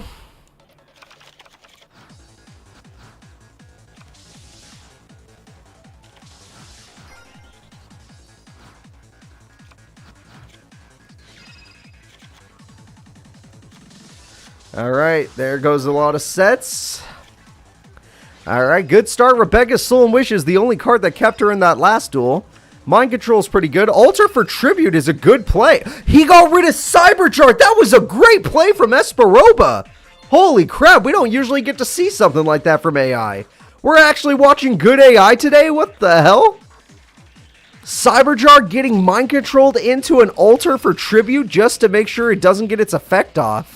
And then a ton of damage done to Rebecca, but she does heal. One of the few characters in this tournament that heals. And Injection Fairy Lily will cost her a lot of life points, but it does 2,000 damage back to the opponent. Alright, Monster Born on main phase 2. Nothing, I never agree with that, but you gotta do it, I guess. I really don't agree with this play, but, you know. She doesn't care what I say. Last Will special summons a monster. She chooses, okay, you know what? Giant Soldier Stone's pretty good. This is Arc 5 TAC Force Special. That's what this game is. Brain Control brings back his monster and gets him Jinzo to stop her from healing. And not only that, but now that she can't use trap cards, she's going to run out of options on ways to kill freaking Jinzo. We know she has Cyberjar, but it just got devoured. I know she runs more than one, though. She's a jar person. She's got Morphing and Cyber all around that deck. Only 2 Cybers, though. Oh, shit, there it is. All right, well, there we go. All right, Reflect Bounder. Big Eye. She does definitely have Monster Born. We actually saw it in the last duel. Amplifier. And Cannon Soldier. Okay. Graceful Charity. She needs a monster. Okay, Soldier Stone can block the Reflect Bounder. And Stop Defense and Tribute to the Doom. So nothing she could really use right now. But I guess Soldier of Stone does save her life. She's holding herself on. She got rid of one Jinzo. He has multiples, but she got rid of one Jinzo. And she threw away Blue Eyes for Monster Reborn if she has it, but she doesn't seem to have it. Yep, I would get rid of that card too. Graceful Charity is a hell of a card. Soul Wishes is going to continue to heal her. She's actually almost back to his life points. I don't know if I would have done that. Okay, Magician of Faith, what does he get? Mind Control is one of his best cards. And there we go. Big Eye to let him see the rest of his deck using his psychic abilities. And Jinzo to end this duel. Yep, you've already failed. Rebecca did her best, but look at this. Another Jinzo has shown its head. And we know she's out of freaking Cyber Jars. So now, unless she has a card I don't know about, this is going to end the duel. I guess Monster Reborn could save her, but that's like the only thing I can think of. Alright, she does get to heal that way, but not through her Solemn Wishes. There we go. Oh yeah, you're right. Now that Amplifier's on the field, and MST could save her as well. Oh look, it's his Cyber Jar. But he's using his aggressively. Because he wants to guarantee win this duel. Alright, that's going to be the end of the duel. Esparoba shall be your second representative. That was a really good fight, but he has qualified. Rebecca, you did good. Your fight against Yugi was hype. But you're out of here. But don't worry, guys. If you are watching our Saturday tournaments, she did qualify for Team Duel Monsters during the Duel Monsters representative tournament. So we'll get to see her in the World Tournament stage. So yeah, this I don't even need to change. We can just leave it like this just because he's already in the second slot. So moving into Group C, it's Kaiba's group, everybody. And Duke Devlin. I know someone asked about Duke Devlin. So let's go ahead and get these started. The first duel is going to be Duke Devlin versus Loomis. Yeah, everyone loves Kaiba. All right, Kaiba fans, let's stand up and support our boy. Kaiba had a perfect first week, so all he really has to do is win one duel. Yamayugi is not in the World Tournament. No, he lost. All right.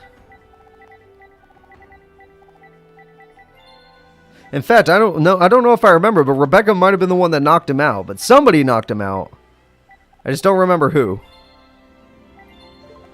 Now, we all know Duke Devlin last week had some of the most unlucky coin flips he could ever have. But maybe today is the day where his luck changes. But we'll find out. It's going to be Loomis versus Duke. Loomis actually did have a good first week. Funny enough, he did do good. He's a prominent member of Team Goal. Now, I'm going to look for his face, but do not expect it to pop up in any time soon. As you all know, I'm terrible at finding their faces. There we go. And that is a hell of a start from Duke Devlin. Alright, fire darts. And dice reroll. A 5. A 4. A 1. Dice reroll. A 2. A 6. A 1. 900 damage. Yep, I don't know if that was any better. Bazoo the Soul Eater, a decent beater monster, goes in and destroys the Gradius. Sorry, Duke.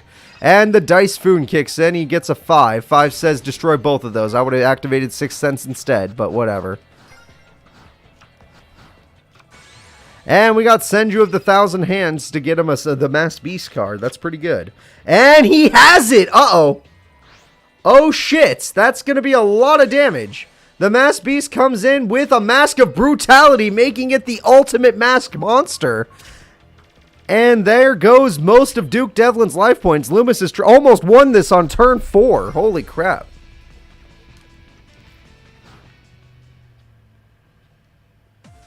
Alright, Duke.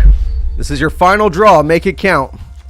And he plays Sasuke Samurai, the card that could turn everything around or lose the duel immediately. And it loses the duel immediately. Okay, Duke Devlin's luck has not changed. His luck has not changed. Loomis stays strong. There we go. Let's get it over here and let's check out what's happening. The next duel is going to be Kaiba versus Panic. Yeah, Duke will never be Joey. I don't care if he beat Joey in the anime, he'll never be Joey. Alright, Seto Kaiba. Let's see how you do. Kaiba had a perfect first week, but that doesn't mean that he can't just fail in week 2. And now I need a Panic. Alright. Panic, weirdly enough, I think did win in his first week, so maybe he'll actually do good today. Anything can really happen, honestly. Shit. Oh, shit, I can't find him. Oh, yeah, I forgot. He's down here. I found him. Just give me a little extra time. I know where he is. Alright, guys, let's go ahead and get this duel started. Thank you all for your patience. Let's go. I will look for Panic's face and probably not find it.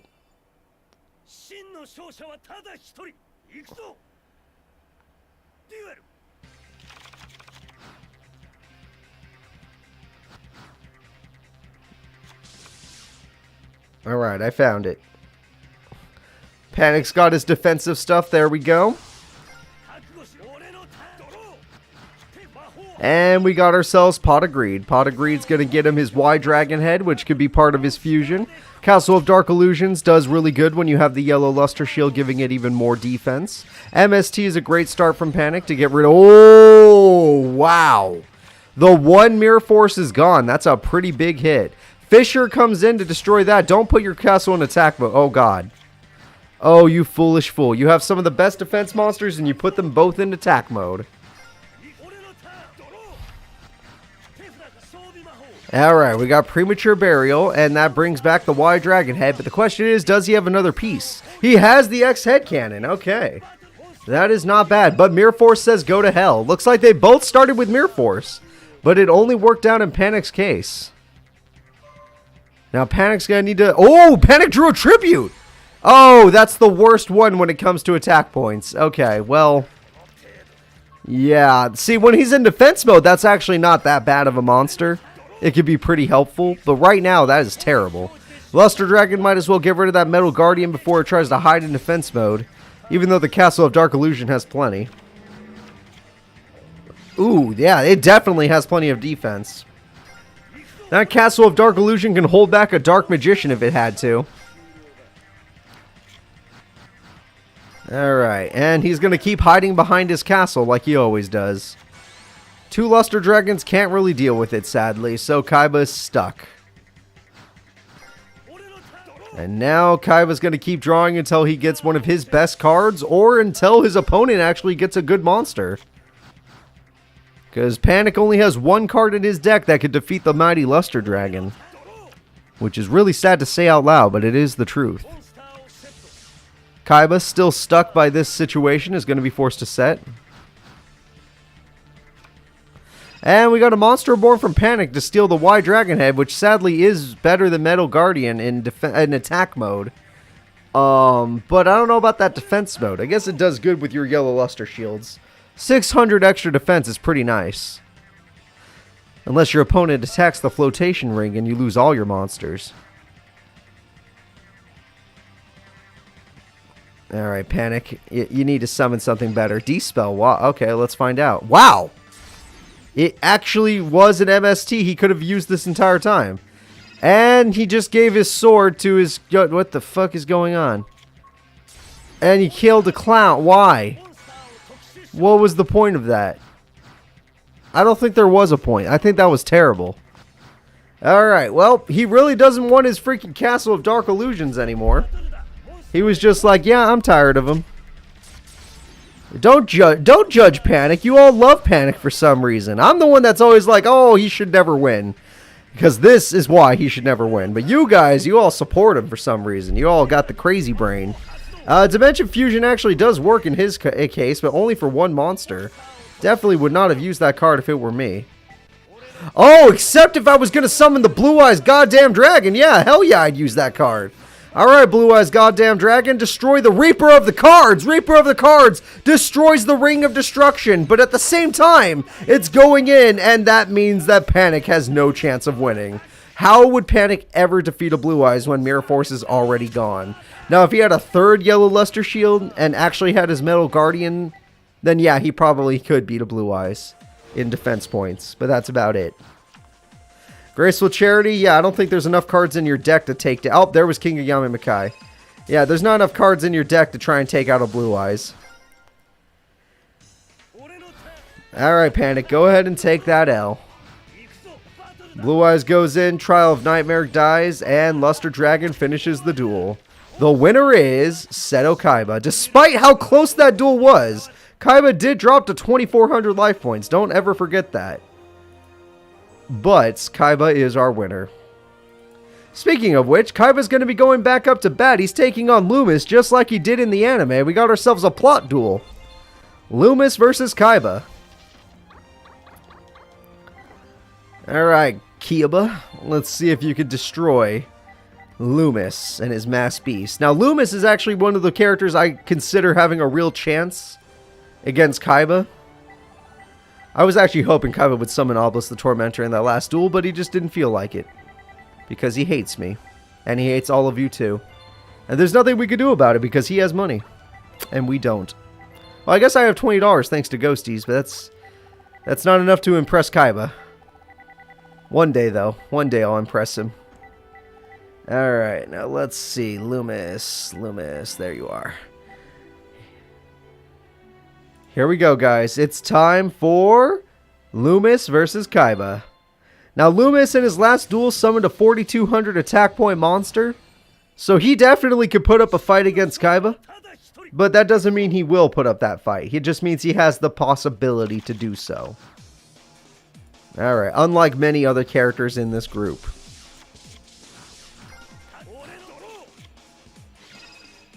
He would use Obelisk. He's used Obelisk in other tournaments. The problem is, it's not common. And there goes Loomis's one Mirror Force. He's really going to wish he had that. But Mask of Tribute, actually, or Mask of Restrict makes a big difference. Because that means he can no longer Ritual Summon, but it also means Kaiba can no longer get Blue Eyes on the field. And Mask of Brutality means he will always have the stronger card compared to Kaiba. So with Mask of Restrict and Mask of Brutality, he actually has a full advantage over this duel. That is a great play. Alright, there we go. We got rid of Senju, but at the same time, what I said stands. It looks like Loomis has complete control over this duel. Mask of Brutality has a heavy cost of 1,000 life points, but Mass Sorcerer gets you a new card, so screw it. Who cares about life points when you could draw a card? And Seto Kaiba has already dropped to 2,200 life points. This is looking real bad for Mr. Undefeated. Loomis might be going after his record and wants to get first himself. Pot of Greed kicks in and gets him 2 new cards. And he's got Vorse Raider, which sadly can't win, but can get rid of that card at least. And it looks like Kaiba's out of options. Uh-oh. Mask of Brutality does another 1,000 burn. Bait Doll will get rid of the trap for free. It wasn't a trap. You can't get rid of it. The White Dragon Ritual doesn't work because the Mask of Restrict won't let it. And the damage is good. The fight is not over. Kaiba has 100 life points left, but he has no ability to tribute. MST could stop the no tribute, but you chose the weird... Oh, wait, that might matter. Alright, yes, this might matter. As long as your opponent doesn't have another one of those. As long as your opponent does not have another equip spell. Pot of Greed could get them another equip spell. It did not. Alright, Kaiba... Wait. No! Kaiba loses to burn! Mask of the Accursed will do 500 burn to Kaiba if he does not tribute his monster. But he can't tribute his monster because Mask of Restrict is on the field. Mask of Weakness for game. GG. Alright, Kaiba was in a lose-lose situation, and guess what, everybody? That means that Kaiba took his first L. Loomis is having a very good day. He almost has a perfect week going. One more win on Loomis, and he has the perfect week. Alright, the next fight is going to be Panic versus Duke Devlin.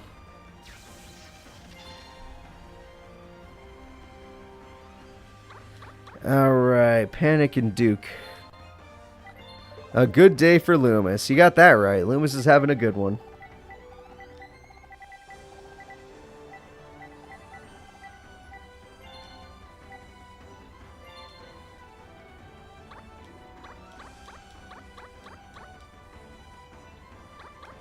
There's Duke.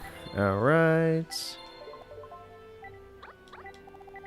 And I'm just about ready to start the duel. Thank you all for your patience. Let's get it going. It's time for Duke Devlin versus Panic. Now I'm going to go look for Panic's face in the next few minutes and probably not find it, but I'm going to do my best to find it.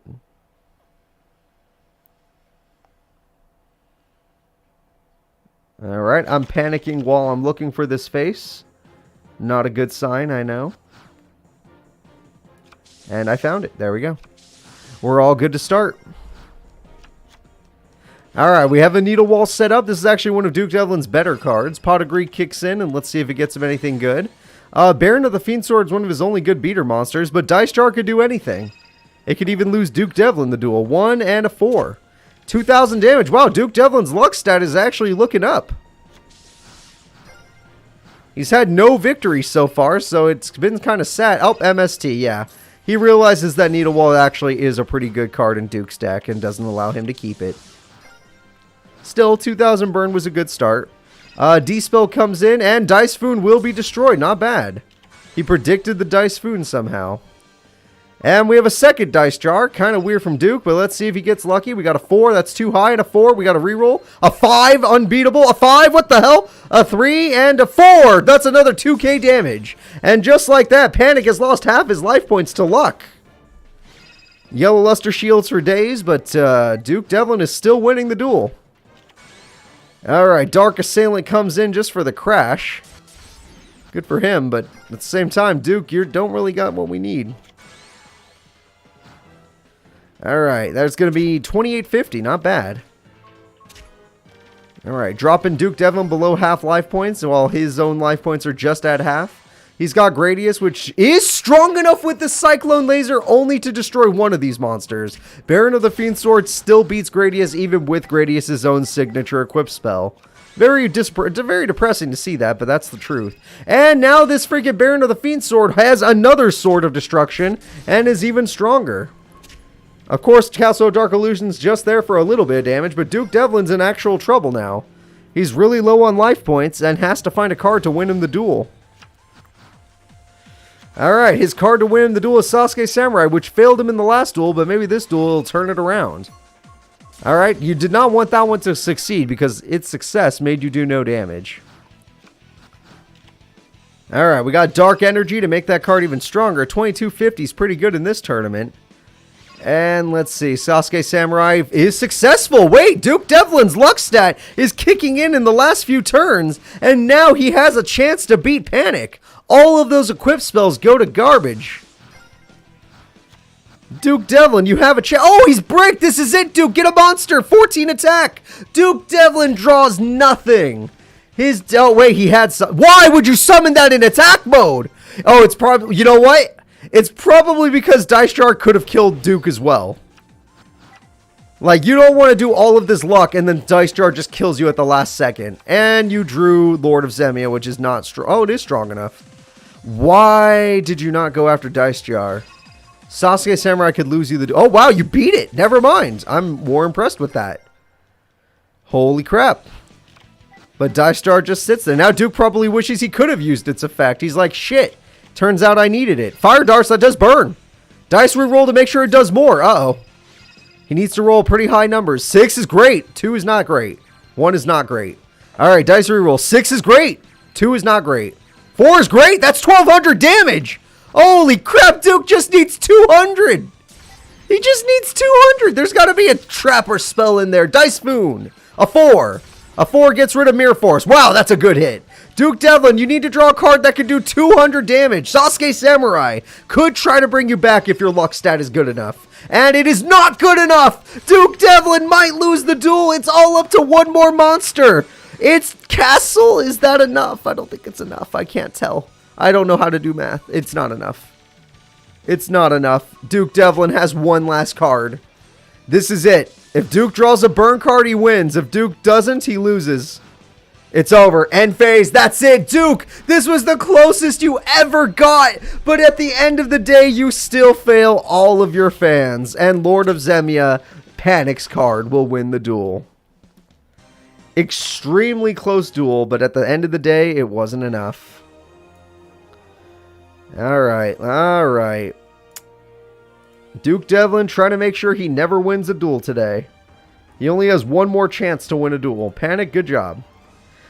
The next duel is going to be Loomis versus Panic, and this should be fun. If Panic wins, or Loomis wins this duel, he had a perfect week.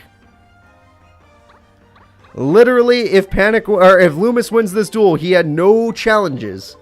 He literally beat everybody, 3-0. But we'll see if that actually happens. I don't like to get my hopes up. I know the AIs will always fail me in the end, but I gotta have some faith, I guess. There's gotta be a little faith in me.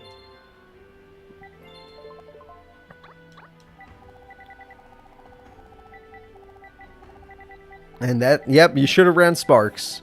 Who knew that Sparks would have been helpful in this one situation? Alright. Panic's deck's in the weird place. There he is. Alright, let's go ahead and get this duel started. It's going to be Panic versus Loomis. Will Loomis get the perfect record, or will Panic spoil it for him? It would be funny if we get to see a spoiler, but I'm not getting my hopes up. Definitely not getting my hopes up.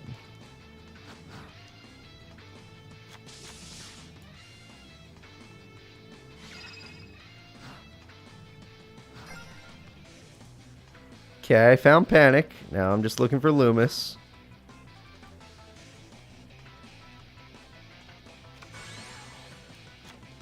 And I found Loomis. We're good to go. And we already have the Mask of Brutality to make sure you're stronger than anything Panic has. Unless Panic has 2 of those spell cards, he's not going to be able to hold back this 2,500 attack point monster. 6-0. I don't think anyone's gone 6-0 yet. No, I think everyone has at least 1 loss so far. Mako dropped a game, and so did Arcana. Mako dropped his to Pegasus. Arcana dropped his to Rebecca. And Dark King of the Abyss will die. But that good news for Panic is that Mask of Restrict doesn't really restrict him very much. He only has like 3 tribute monsters. Although he does have a fusion, so I guess it does restrict him a little. The Mask of Brutality will make it so he never stands a chance, though. Lord of Zemia will die. And Shining Abyss has some good damage, so yeah. Not looking good to be a Panic fan right now, unless he gets a spell card like another Yellow Luster Shield and a Castle of Dark Illusions. The Mask of Brutality keeps ticking away at Loomis's life points, but Loomis keeps drawing more and more monsters, so this is not looking good. That's another freaking 3,100 damage going in. Panic, you have no control over this duel. Loomis is winning. And Monster Reborn, okay, we're going to bring back the Lord of Zemia.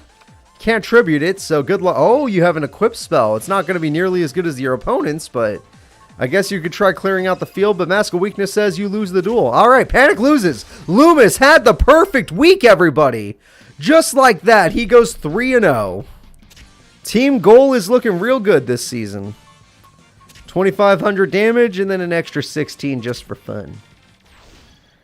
Alright, not bad. Now, Seto Kaiba almost had the perfect week, but he dropped a game to Loomis today. He almost had the whole 6-0. But there is still one more opponent Kaiba has to face, and it is the luck-based opponent. This will decide whether or not Duke Devlin goes 0-6 or 6-0. Or Kaiba goes 5-1. So let's see what happens. My opinion, I think that Kaiba's going to beat him in 4 turns. Just my opinion. You guys can make your own predictions, but that's mine. I think Kaiba has such strong beater monsters that he can end this in 4 turns. Alright, there we go. And Duke. Alright, we are ready. Let's see if Duke gets some lucky burn or if Kaiba beats him to death. Because Duke is not beating Kaiba to death. We're only going to see this happen one way. If only he had Orgoth the Relentless, then maybe he'd have a chance.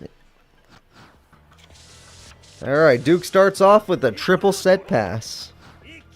Seto Kaiba starts with Luster Dragon. Luster Dragon goes in and destroys the Gradius. Easy kill. Alright, next turn Kaiba wins with Megamorph or something. Sasuke Samurai. Mirror Force because he's not risking losing the Luster Dragon. Alright, he's got X-Head Cannon. Okay, he has no special summons. Never mind, he can't win on turn 4, but he's gonna win. You can't stop Kaiba, guys. He's still the strongest. Alright, forced to set a card. Doesn't have anything to work with right now. Vorse Raider, more beater monsters. There's the Monster Reborn I was waiting for. Gradius to end the duel.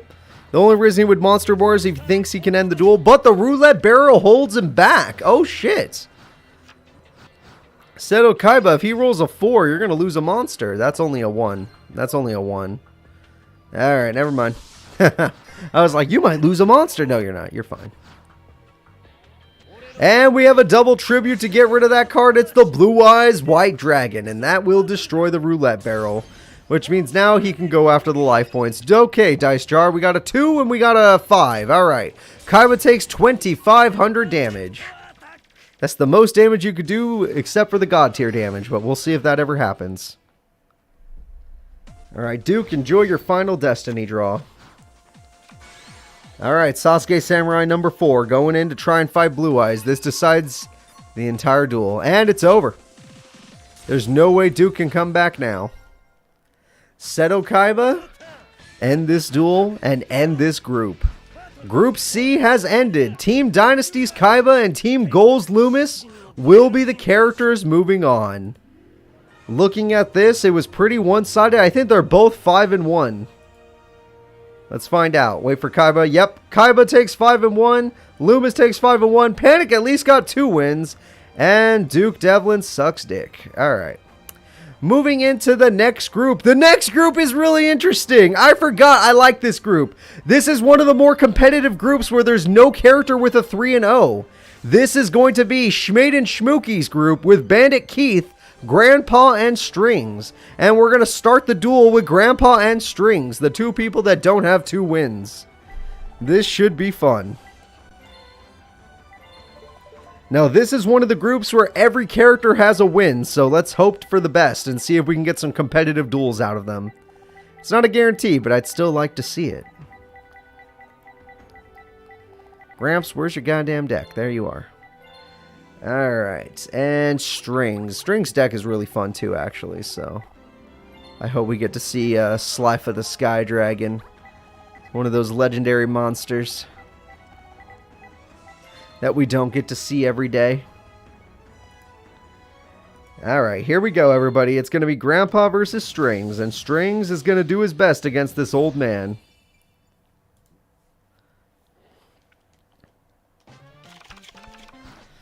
Bandit Keith is the leader of Team Meanies, but he does not have a good chance of getting out of this bracket since everyone seems to be playing well.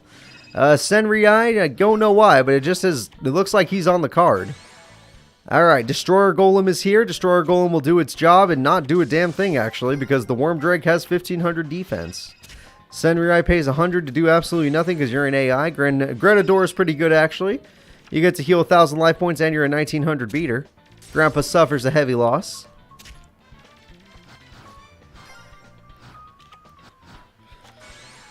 Gemini Elf kicks in and is going to destroy the Worm Drake, which is good. You don't want your opponent to have the fusion possibility, so get rid of that Worm Drake now. Senriai again, just doing nothing. Another Granadora, okay. Healing for another 1,000, and willing to crash to lose 2,000, okay. All the life points you gained are now gone. And Grandpa takes a heavy hit of 1,900. I don't know how Grandpa comes back after this. It's not looking good. Gemini Elf for crash? No crash, okay. I would have crashed, but Grandpa's a different kind of guy. Alright, Gramps, are you willing to crash now or are you going to tribute? Ah, it's because you have a tribute. And it's Summon Skull! Probably the best tribute in this tournament. Alright, Granador does another 2k and Strings suddenly drops to Grandpa's life points. Uh-oh. You're going to need to get a revival jam. That's not a revival jam. Alright, looks like Grandpa might actually stand a chance in this tournament.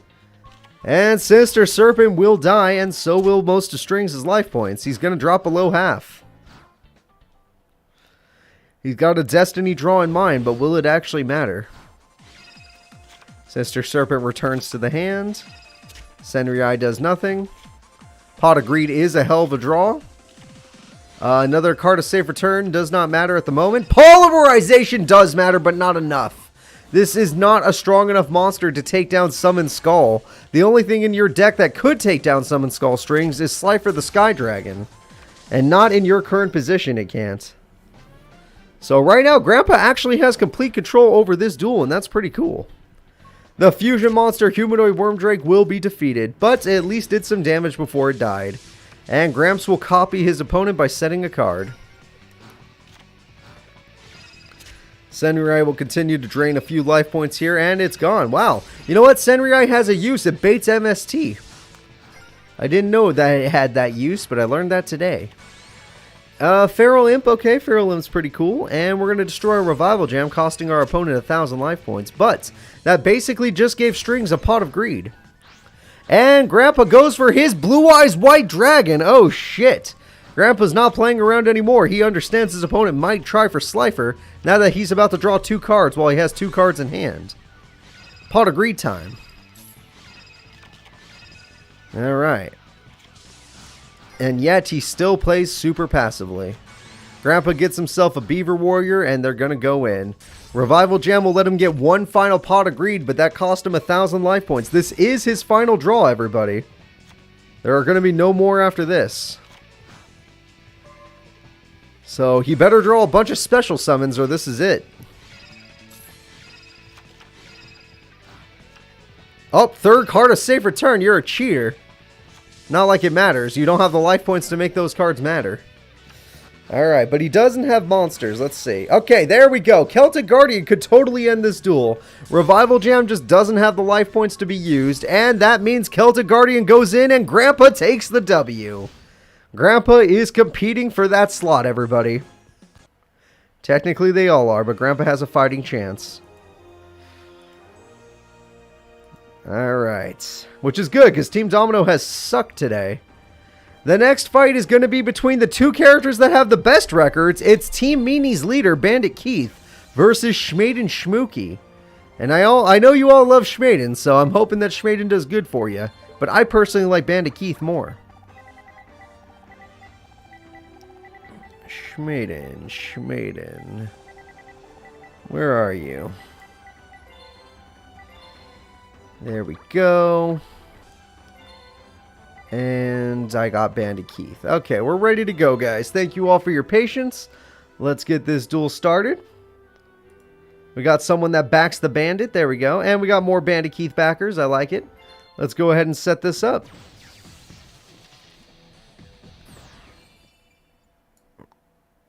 There we go. Bandit Keith versus Schmaden Schmooky. Schmaden's deck is from the future and actually has given all of these characters some trouble, but we'll see. Guardian of the Throne Room with a 7 completed is pretty good. Elemental Hero Avion will bite the dust, but it needed to get Hero Signal off to get himself Elemental Hero Avion, of course. But now Guardian of the Throne Room has 2350 attack, and that could even beat a freaking Flame Wingman. But it can't beat Tempest! Did this motherfucker just get my favorite fusion? Schmaden just got freaking Tempest in Natural Tempest and has his best beater monster extra? Holy crap, this is a bad day to be Bandit Keith. But the Time Machine will bring back his monster at the very least. But it is a bad day to be a Bandit Keith fan. Alright, he's going to get rid of Sparko, but that doesn't make a difference. The only good news is Schmaden has lost all the cards in his hand, but who cares if he just top decks Wildheart, who's immune to traps. Yikes. Oh, that's not good. Blast Sphere. Okay, he at least has Blast Sphere, but it's targeting the wrong thing. You would hope it could target the other one. Welcome to today's stream, by the way. Alright, Blast Sphere will do 1500 burn to Schmaden, but Schmaden is still in the duel. 28. Oh, he had 2! And Bandit Keith makes a comeback. Oh, wait, I would have saved that monster board if I were you, but Schmaden doesn't care. Doesn't even know how to use it on main phase 1 because he's an idiot, but don't worry about that. And there's the Machine King prototype, which is getting buffed by the opponent and is able to destroy it. Just like that, Bandit Keith has put Schmaden in a bad position. 2800 burn. And that's a horrible top deck. If Bandit Keith could draw a card, he wins the duel. A monster card. No, he cannot. He is the Brick Master. Schmaden Schmooky is in a lot of trouble. And why? What the fuck? What? Okay, no, there's no world where that was a good play. Miracle Fusion, that's a good play. Everyone say hello to Wild. We're going with that one? Wild Wingman. Okay, it's been a while since I've seen this card. And Wild Wingman will get rid of Prototype, but I don't understand what's going on here. I guess... Okay, tribute summon for Machine King! Who needs the prototype when you can have the real deal? Machine King destroys the Wild Wingman, and that means that Schmaden is in a lot more trouble. Alright, we have one last set from Schmaden, and that means Bandit Keith. Nope, no new monsters. That is his biggest weakness. Bandit Keith bricks all the goddamn time. Now, granted, he's been very lucky with his top decks, but he does brick pretty often. And Sparkman attack mode, because the Skyscraper boost will make it so he's stronger, but the Metamorph will not let him be stronger. It's a trade. And just like that, if Bandit Keith could draw a goddamn level 4 or lower monster, he cannot because he's Bandit Keith. Alright, and Schmaden draws monsters because he's the goddamn Schmaden, and he can actually draw them. His deck is not bricky in the same sense. Alright, finally he draws a monster. It's 2 turns too late. It would have had just enough attack points, but literally it's been way too late. Schmaden is the master of drawing monsters, and if he gets a... Oh no! It's Schmaden's turn! Schmaden is the one that doesn't draw a card, and that's gonna end the duel! The winner is Bandit Keith. Alright. That was a pretty cool duel. I actually really enjoyed that. We got to see my favorite hero fusion, Tempest. We got to see Wild Wingman for no reason.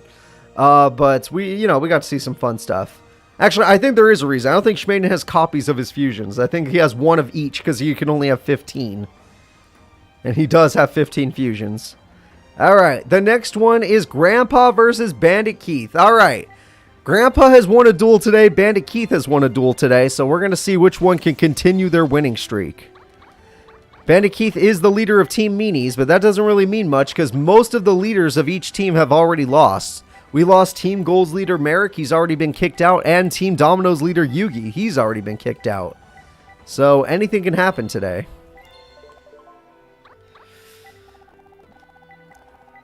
Alright. I got Bandit Keith ready. I'm just looking for the other one. Where is it? Bandit Keith and Gramps. Where's my old man when you need him? Grandpa is hiding from me. ¿Dónde estás? There he is. Found him. Let's go. All right, everybody. It's time for Bandit Keith versus Grandpa, and I'm going to get this started. Bandit Keith. I'm gonna find your goddamn face again. I just deleted it for some... Not delete, I just turned it off for some reason. I could have kept the face on.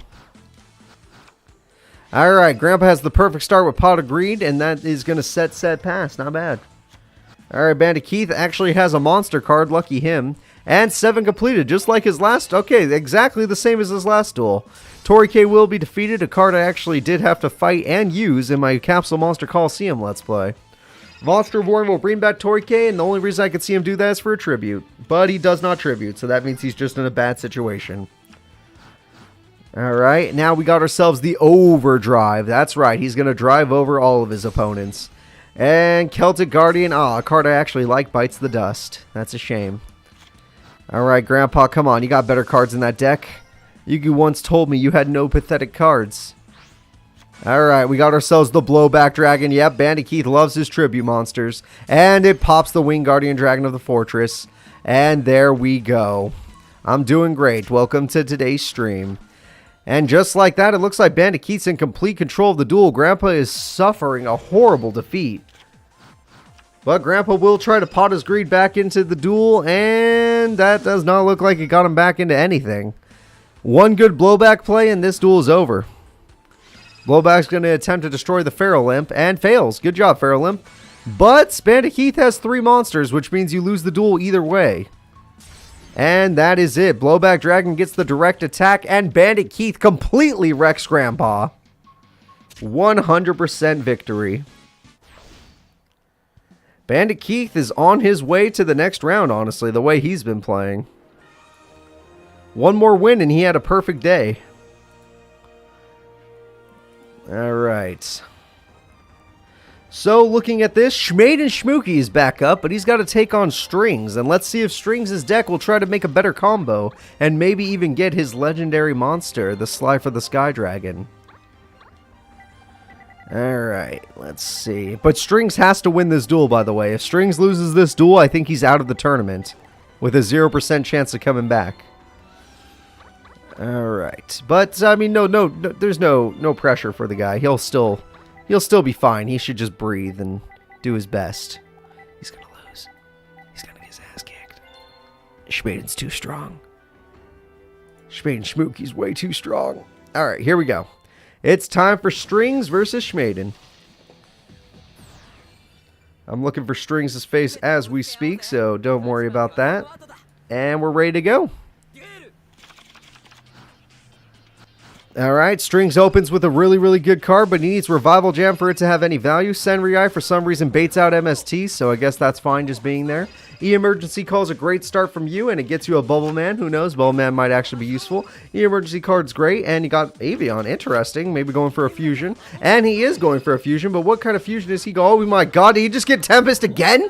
Why in the hell do you keep getting Tempest? It's my favorite elemental hero, and I appreciate it. But I would prefer Flame Wingman if I were you, and if I were in your shoes. Alright, so Tempest hits the field again. Senri does nothing. And set pass. Okay. Strings can't really overpower 2800 without Slifer, so he's in a lot of trouble. Clayman in attack mode only because he wants to Miracle Fusion, this time making a really good monster, the Thunder Giant. Thunder Giant will destroy the Beast King of the Swamps. 2800 damage will be dealt. Schmaden Schmooky is showing us why he is a very powerful future opponent who kind of just snuck into this tournament. Alright, card a safe return again, but no Revival Jam to benefit off of it, or Monster Born, so that is no good. And Granadora will cost you 2,000. That was not worth. 100% not worth. You live with 200 life points, which means this duel is over. There is no way Strings is coming back. This looks like Bandit Keith versus Grandpa. Like, honestly, this looks like the same duel. Different cards, same exact values. Pot of Greed kicks in, but that won't make a difference. Grace of Charity kicks in, that might make a difference. And it did not. Okay, well, that's not exactly what we needed here. So, let's go ahead and see what happens. Will Schmaden just simply attack for victory? Oh, it's over. Granadora. Alright, Granadora dies, does 1,000 burn, turn 8 victory, Schmaden wins. Literally feels like we just saw that duel, but it was Bandit Keith and Grandpa. Instead, this time it was Schmaden and freaking Strings. Alright, so Schmaden, this is going to be your final duel in this group. It's going to be you versus Grandpa. If Grandpa wins this duel, he has a chance of getting out of the group. If Schmaden wins this duel, then Grandpa is going to the Shadow Realm, where he belongs. I'm just joking. I love the old people. Oh no, Gramps. Oh no. We're gonna have to put you back in the home. Little Yugi doesn't want to take care of you anymore. You don't even sell cards at your shop anymore. It's all lies. You're lying to your customers. You're not even a shop, are you?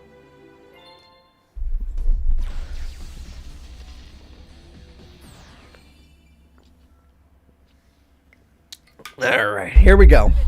Schmaden, Schmooky, and Grandpa. Like I said, if Grandpa wins this, he still has a chance of making it. But if Schmaden wins this, he's guaranteed in. Because I think Bandit Keith already guaranteed his in. Feral Imp to start the duel. Feral Imp definitely beats, okay, nothing. And a hero emerges to chain off. What is he going to get? He gets himself a Sparkman. That's pretty good. But the Mirror Force was used very early by Schmaden. And Schmaden Schmooky has the perfect card, Morphing Jar, which if it gets rid of a piece of Exodia, which it did not. Wow! None of those cards were pieces of Exodia, which means Grandpa could still go for it. Polymerization will be used, though, and what the you can't keep getting away. Schmaden, you can't. How many times are you going to make it's been 3 duels in a row you make the same goddamn fusion. You have options, Schmaden. Why didn't you just... Okay, whatever. Just win the duel. Jesus Christ. Oh my god, just win the duel.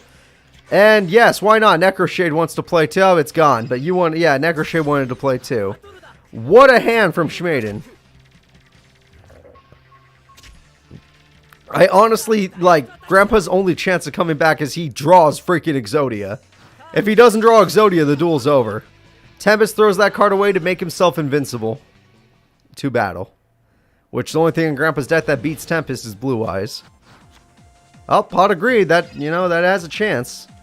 Well, Pot of Greed, that has a chance. And doesn't look like it. Gemini Elf. Gramps, you're going to lose to Flame Wingman's burn effect. Now, none of this other stuff matters, I'm afraid. Monster Reborn on main phase 2 is pretty pathetic, dude. Alright, at least you stole Necroshade.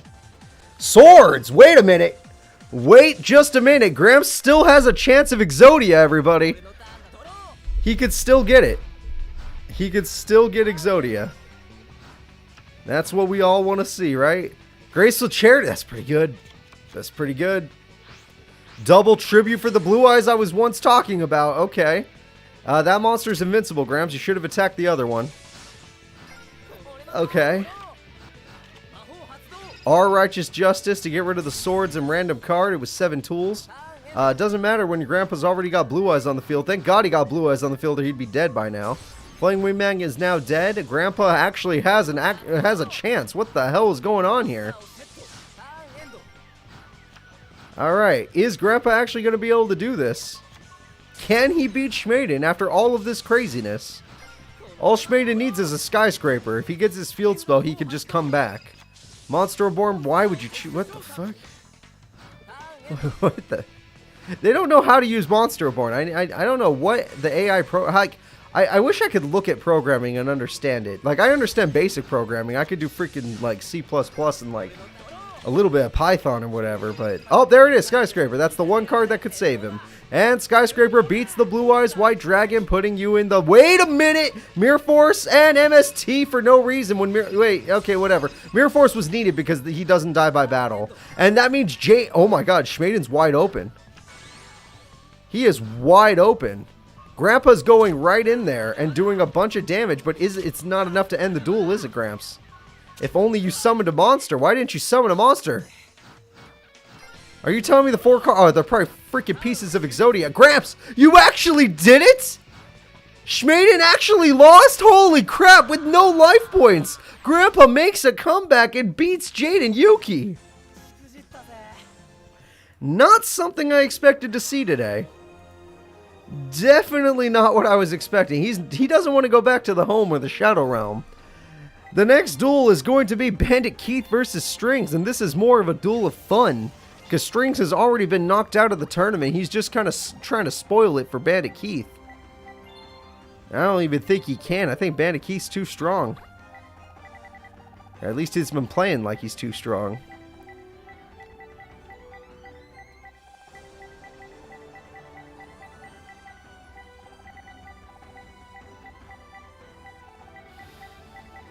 Alright, well, I'm almost set up here, guys. I can't believe Grandpa's actually going crazy. What happens if String wins? I don't think anything. I can't think anything happens. I don't know. I'd have to look at the groups again. I don't remember how the first week went. I remember they were all pretty close in the first week, but String's already lost too many times for it to matter. It's a weird situation we're in. That's all I have to say. Alright, so here we go. Strings versus the Bandits. I'm going to find their faces as we speak.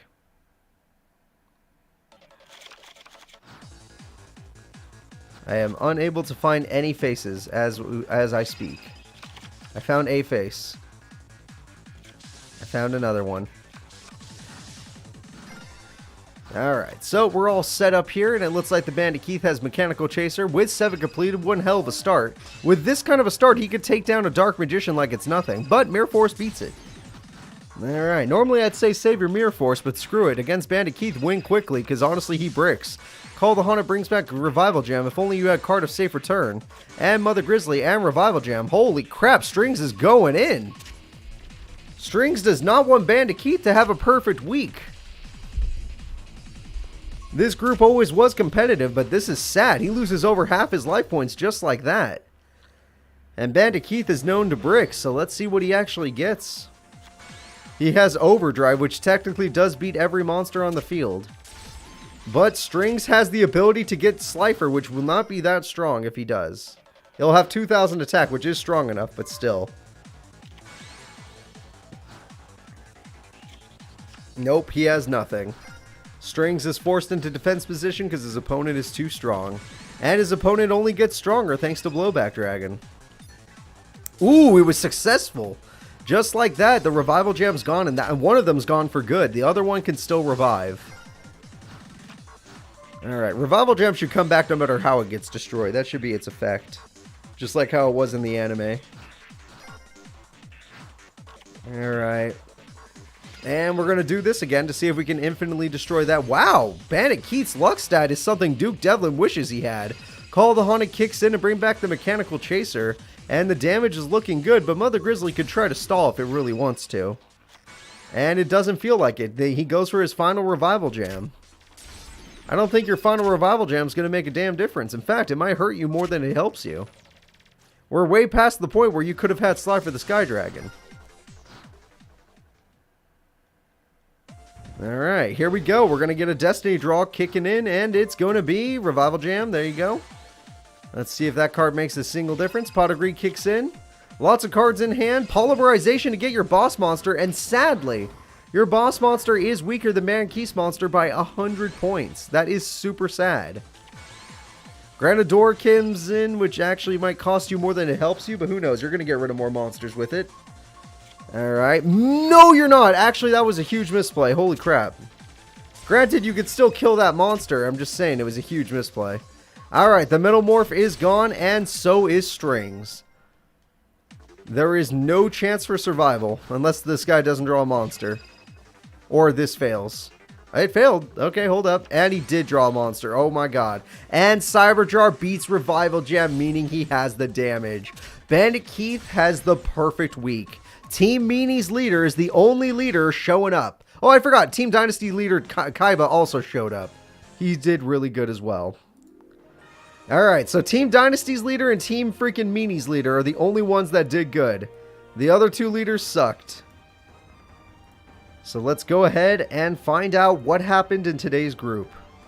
Because I'm still confused about what happened myself. In today's group, we have a tiebreaker. Alright, this is for all the marbles.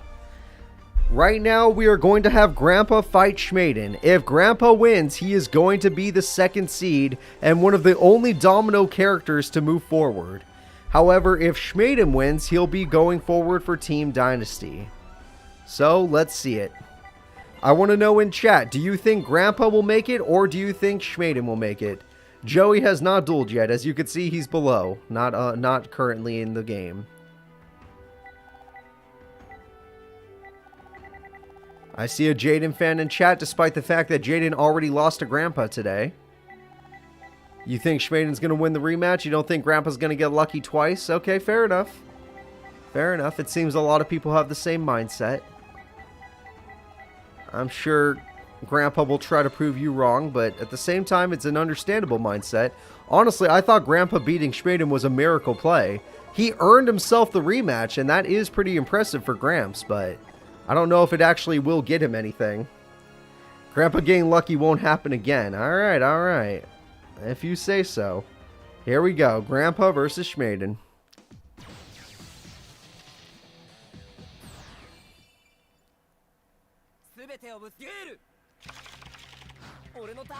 Alright, Schmaden starts the duel with E-Emergency Call to get himself a Bubble Man. And another. Wow, he just gets another one. Okay, is he doing the same start again? No, he's not. Okay, Skyscraper. I was going to say, if he literally polymerizations and gets another Tempest for the 4th time in a row, I'm calling shenanigans. Alright, Pot of Greed, not bad. And Gemini Elf is his best beater monster, so that's great. And Avion will die. But thanks to Skyscraper, something as simple as an Avion could beat Gemini Elf. And Burstinatrix is just as good. So there we go. Burstinatrix will burn the Jow. No, it won't. Alright, Mirror Force kills Burstinatrix, but Grandpa, that was your only Mirror Force, and that was it. Starting now, you're going to have to be able to beat Jaden, legitimately. And thanks to Skyscraper, it's going to be really hard to do that. Alright, Jaden, what are you going to do? Jaden gets reinforcements to call whatever he wants. He gets Sparkman, which could beat Gemini Elf, and then some. So far so good for Jaden here. Grandpa needs to find a monster that has more than 1600 attack. And yeah, he does not have one of those, so he's going to be in some trouble. And Jaden summons Bubble Man because it still works thanks to Skyscraper. And, ooh, okay. That works. Giant Soldier of Stone does not have enough defense stat for you. Oh, wait, he put it in attack mode like an idiot. I don't think there was any reason to do... Oh, well, actually there was. Hero... How did you predict the hero barrier? I think Grandpa is cheating. He looked at Schmaden's cards. Alright, Schmaden's got another Bubble Man, and they both can beat these opponents in attack mode. Alright, there we go. Gramps, he put another Bubble Man in attack mode if you want to try and do some damage. One of the strategies Grandpa can do right now is literally just try to burn Jaden down since Jaden's life points are so low. But Jaden will end up winning in the monster advantage. King of the Swamp especially can make a difference if he has a Clayman in hand. Nope, he has Wild Heart. Those two don't fuse in this game, so 100 damage. I actually don't know if they fuse in the actual game either. I just assume every hero fuses nowadays. Alright, Monster Reborn brings back something that was lost. You choose Burstinatrix, because that work with... Yeah, it does work with the field spell. And you get rid of the Trap Stopper, which was really smart. He also put Schmaden in pretty low life points. So you know what? I can't even judge you. That was a good play by Grandpa. And he did top deck a monster to fuse with Sparkman, and it is the legendary Clayman, which can be used to destroy Burstinatrix by effect. But he won't use his effect on it. Okay. Well, Gramps, you only had one Monster Reborn, and it's gone, so you're going to have to do something else. Feral Imp is going in, I guess, and Feral Imp... Oh, no, you can't win by Exodia. He's going to throw it away. Exodia is gone, which means Grandpa has to win by battle. All right, Gramps, good luck. You're going to need it, and you already lost Mirror Force and Exodia. Thunder Giant could use... Oh, my God, this duel's over. Schmaden's in complete control. Grandpa lost too much. The Wild Edge, which destroys all monsters. This duel is so... The R-Righteous... Okay, Jar of Greed. Yeah, that was smart. If you're going to lose all your stuff, you might as well Jar of Greed. Alright, 7 Tools is gone. I guess he didn't have any back row anyway. But Grandpa losing Exodia is pretty insane. And because he has Wild Edge, he can clear Grandpa's field and win the duel. The winner is Schmaden Schmooky, and a really cool comeback. That is it. So, Grandpa, I'm going to have to just change one of these just so it's easier. Where did you lose to Schmaden today? This one, right? I'm just going to revoke this one just so that it puts Schmaden on top. Put him right here. There we go. All right, we're going to move into the next group, everybody. We've made it to Group E. Group E is Joey's group. That's right, everyone. Joey. This was one of the other groups that was very close. Everybody has a win, so anything can happen. The first fight is going to be Mokuba versus Umbra. Alright, Mokuba versus Umbra. Now remember, just like last group, this is also a group full of close competitors, so I'm kind of curious to see which one of these will actually make it. In the last group, we had to use tiebreakers, so let's see if we get another tiebreaker. Alright, I found Mokuba. He's ready to go. Now I just gotta find Umbra. And Umbra is just about ready to go as well.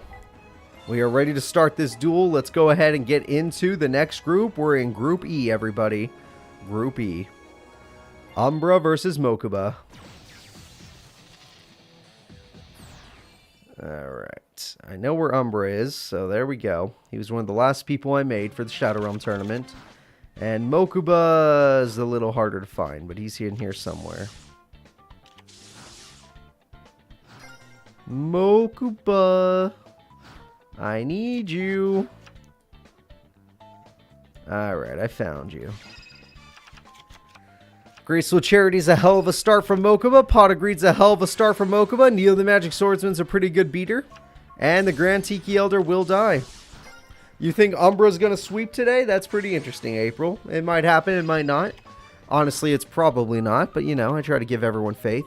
And the one Mirror Force is gone. I feel like they get that way too often. The AI gets that so often, I'm starting to believe they cheat.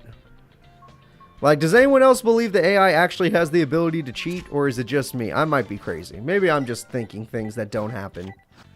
That's always a possibility. Alright, Umbra's forced to play defensively because Mokuba's field is too stacked at the moment. Mokuba will not be able to defeat the defense mode monster. Actually, Senju's not a card you usually want to set, but I don't believe you run the ritual anyway, so don't worry about it. That's more Loomis's deal. A Destiny draw comes through from Umbra. It's got to be good. Pot of Greed could be very good, depending on what you get. Milk of the Four-Faced Beast is only good if you have another monster, and then you could special summon, but you don't have another monster, which means that Umbra is in a lot of trouble. Although he does have a face down. And a face down could be anything. Alright, Mokuba goes in to try and win. And another Mask of Weakness kicks in, but Mokuba has more than one powerful monster, which means that Umbra is running out of cards. It is a big shame. Big shame. This is a round-robin tournament. For those of you that are new, it is a round-robin tournament. Alright.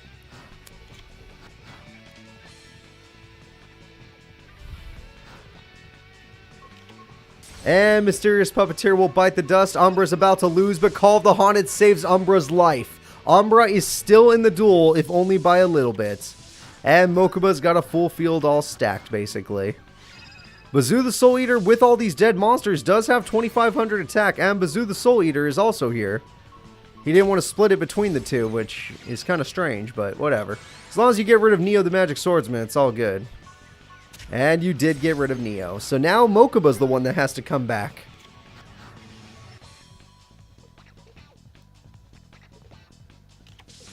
Umbra with only 1,400 life points trying to make a comeback despite the fact that his opponent has so many monsters. Giant Rat will force a monster into attack mode though, so let's see what he gets. Ew, Morphing Jar number 2. That means he's out of Earth monsters. If he's forced to pick that card, he's definitely out of Earth. And, well, who needs it when you have another one? So now it's time to try deck out strategies. Three-legged zombie, get on the field.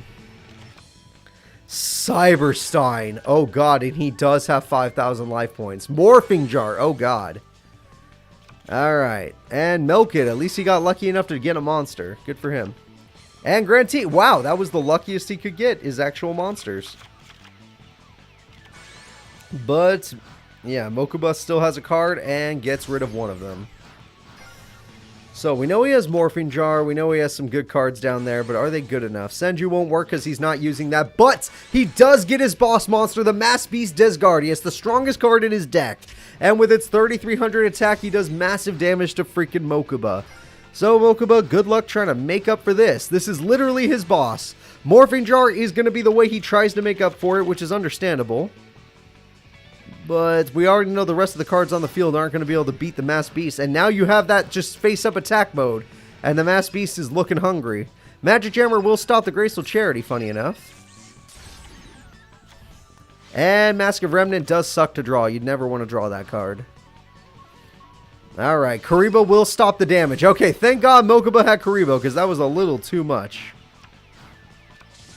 And Sinister Serpent will go back to the hand. Good job for Mokuba. And he got the Morphing Jar. No! Mass Beast Desgardius is dead. And Mokuba gets his Phantom Dewan. And his Mystical... Oh, Mystical Elf is actually pretty good. That's a good card. And Three-Legged Zombie. Okay. Whereas Umbra loses a card, gets a monster. And he only gets one more, so let's see. Loses a card. Ooh, he lost the mask. And loses a monster. Ooh. Losing your boss monster when you're down to 1,400 life points really sucks. He got himself Shining Abyss, though, and Shining Abyss is strong enough to go in. Although Phantom Dewan's super weak, so that didn't matter. Honestly, Umbra's best way of winning right now is probably through deck out. He needs to play passively. His opponent has an advantage on him. Alright, a Dark King of the Abyss shall die. Neither of them are drawing spells or traps to do anything. Mokuba's still in a bad position, honestly. We have another attack coming through. Dark King of the Abyss dies again. Mokuba's terrible monsters are just building a wall. And that wall is going to defeat Umbra the way it's going. And Bazoo the Soul Eater will have nothing because it's being trap hold. Okay. And we got Three-Headed Guido going down. There we go. So, Mokuba, are you going to get a monster that actually does something, or are you going to just lose the duel? You got to make a choice eventually. Or an Umbra, are you going to summon more than one monster? Because you're not going to get through the defenses if all you do is have one monster. I guess you're not going to do that either. Alright, Mask of Restrict, no more tributes. That means, oh, Mokuba will not allow it. I was going to say Mokuba can't summon Blue Eyes anymore. But never mind. There we go. Hey, what's up, Morgan? Monster Reborn. And just like... Oh, did you pick Whiptail Crow? Why? I can think of like 50 better choices, but I guess whatever. As long as you're happy, Mokuba, I guess I shouldn't care. But now Umbra has to summon a monster. Shining Abyss again. Why? You're not strong enough. Why? Yeah, what are you doing? Mask of the... Oh, you could do burn damage. Oh, he could win through... Okay. With Mask of the Accursed, he'd actually win through burn damage. Just like that, I think he's going to win through burn. Alright, there goes 500. And Mask of Brutality. Well, actually, no. He just... Wait. He does... No, the mask doesn't make you pay. I think you... Why would you... Okay, what the fuck? I don't know. AIs are dumb, guys. I don't know what to tell you.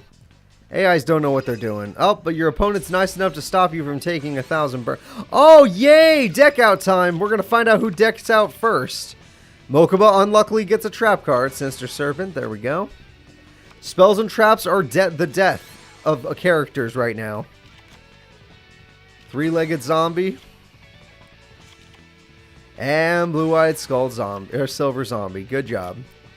Alright, we got Shining Abyss. That's pretty good. We got Bazoo the Soul Eater. That's also pretty good.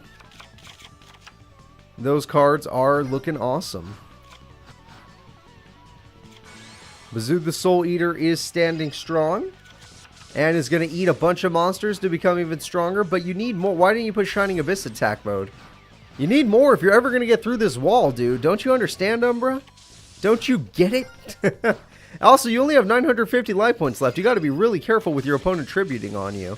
Which I guess is why Bazoo's allowed to be in attack mode, since he keeps the 2500 until the end phase of your opponent's turn.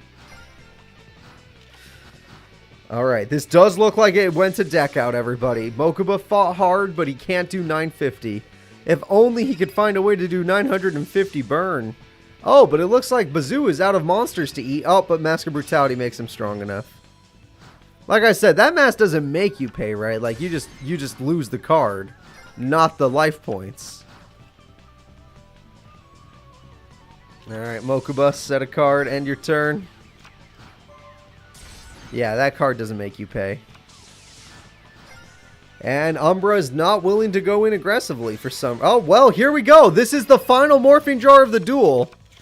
As long as Mokuba doesn't have a spell or a spell or trap card, yeah, he'll be fine. And Umbra, if you draw your spells or trap cards, that's how Mokuba can come back. Mystical Elf. Alright.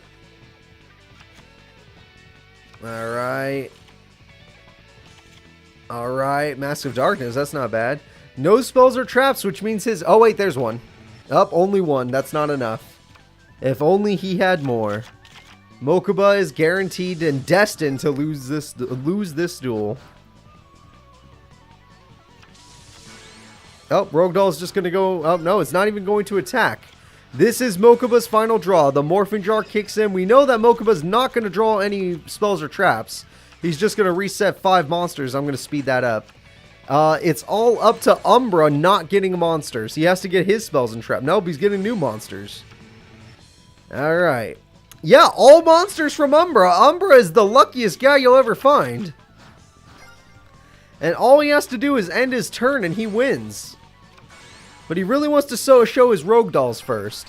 And there we go. Umbra takes the victory on Mokuba despite the low life points for most of that duel. Team Goal is looking pretty strong. Alright. Here we go. And the next fight is definitely one people are going to be a little more hyped for. It's going to be a plot duel. We have a duel that happened in the actual show multiple times. It's going to be Rex Raptor versus Joey Wheeler. I want to know in chat right now who here is going for Joey and who here is going for Rex. Personally, I like Joey more than Rex, but I respect Rex Raptor. So we'll see who's going to win. I'm going with Joey. I feel like he's the safe bet in this case. Alright, looks like I'm not alone. There's another Joey fan in chat. Oh, yeah, there's definitely more Joey fans in chat now. There they are, coming out of the woodwork. Rex, because I like underdogs. That's respectable.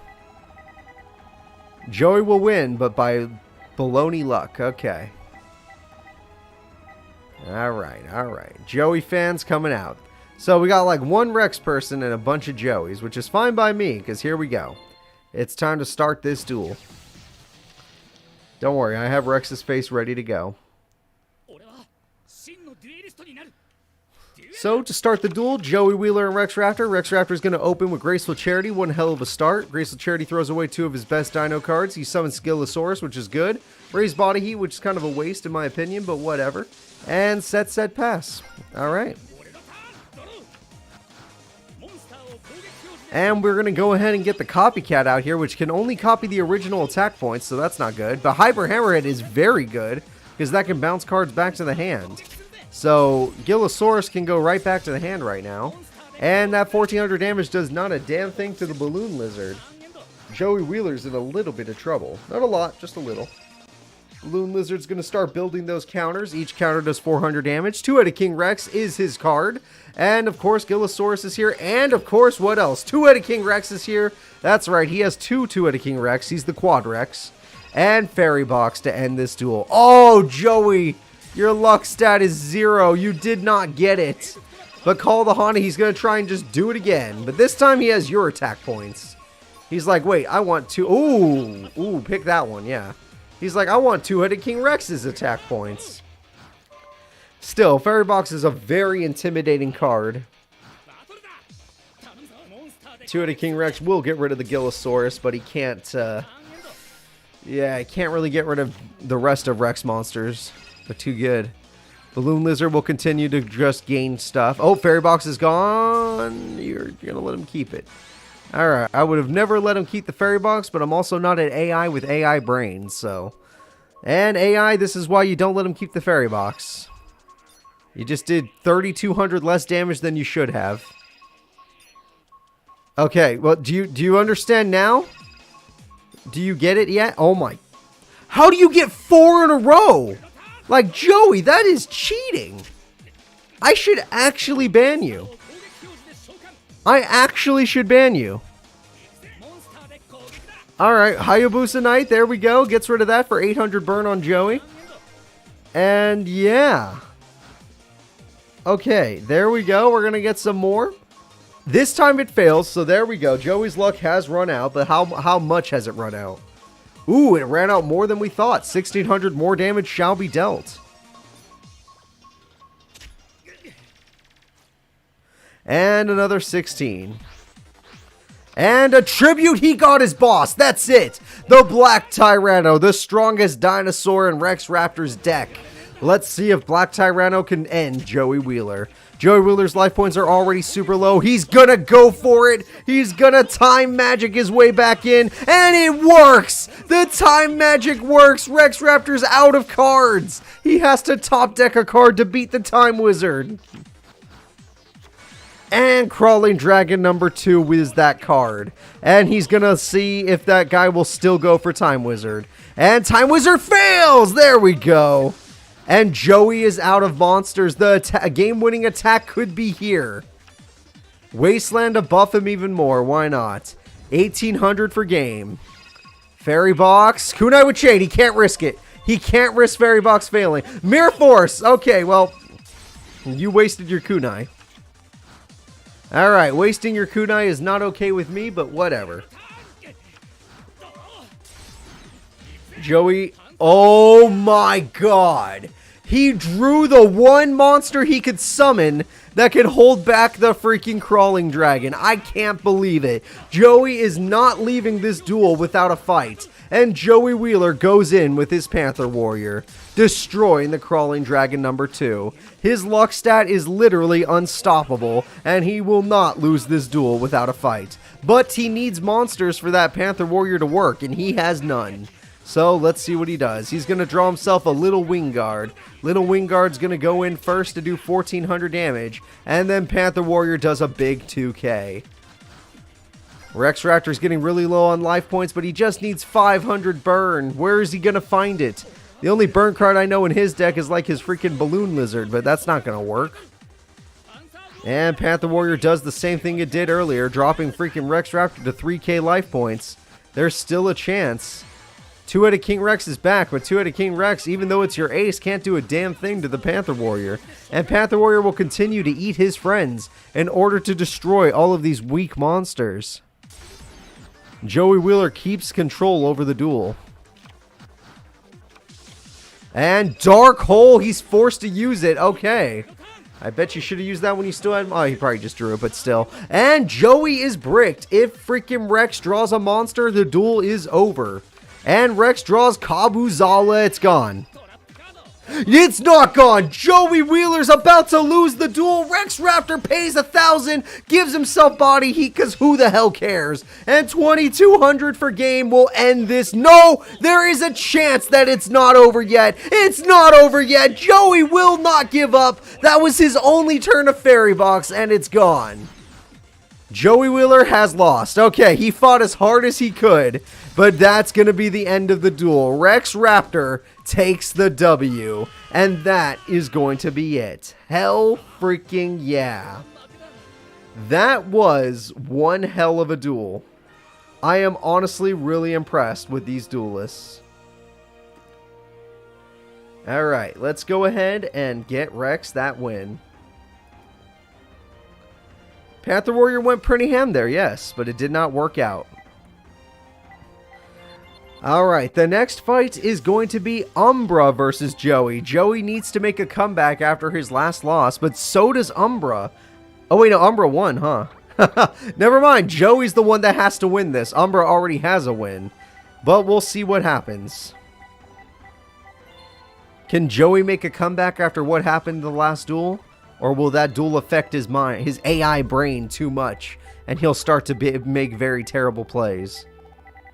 Not like it would be too different from the norm, but still. We'll see what happens right now. Let's get this duel started, everybody, and here we go. Joey versus Umbra. These are two characters that never actually met in the show, but we'll see how they do against each other in my freaking tournament.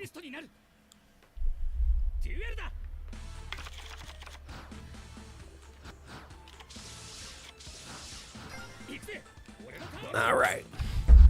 So looking at that, Joey starts the duel with MST and pops... They do start with Mirror Force. You see this? Guys, there's no way. There's only one Mirror Force in every deck. So how? How is it so common for them to get on the first turn unless AIs actually cheat? Joey gets a fusion. Baby Dragon with Time Wizard. Yeah! The 1,000 Dragon, a really good beater monster in this kind of a tournament. And Axe Raider, another really good beater monster. Senju will die, and that is an amazing start from Joey. Literally the best start possible, getting rid of that Mirror Force. And now we got Bazoo the Soul Eater, which can only eat one soul, which does not make it stronger than 1,000 Dragon. If he had 2 more souls to eat, he would actually be able to beat it. But instead, he's going to die.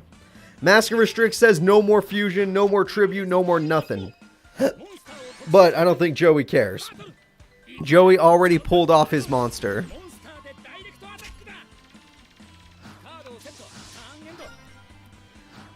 Alright. Alright, Joey with his big 1,000 Dragon on the field can really defeat the opponents. This was basically his strongest card before he ended up getting Red Eyes later on. There we go. And Umbra, who did pretty good against Mokuba, is getting completely wrecked by Joey. Probably because Joey didn't give him any time to breathe. Joey Wheeler not messing around. Pot of Greed is a hell of a draw, though, which will get him... Oh, that is the worst draw possible. And set. Yeah, no Umbra. I feel like that's going to have to be an L from you. I don't think you can come back after that. And the Rogue Doll will die, and so will Umbra. Joey Wheeler makes up for his last duel and gets the victory. Not bad. Not bad, Joseph. Not bad. At least you're fighting back. But now we get to see if Mokuba can fight back, because Rex Raptor already has a win today. So will Mokuba be able to obtain a win as well? Or will Mokuba simply become the worst duelist of this bracket? It could happen, or this group.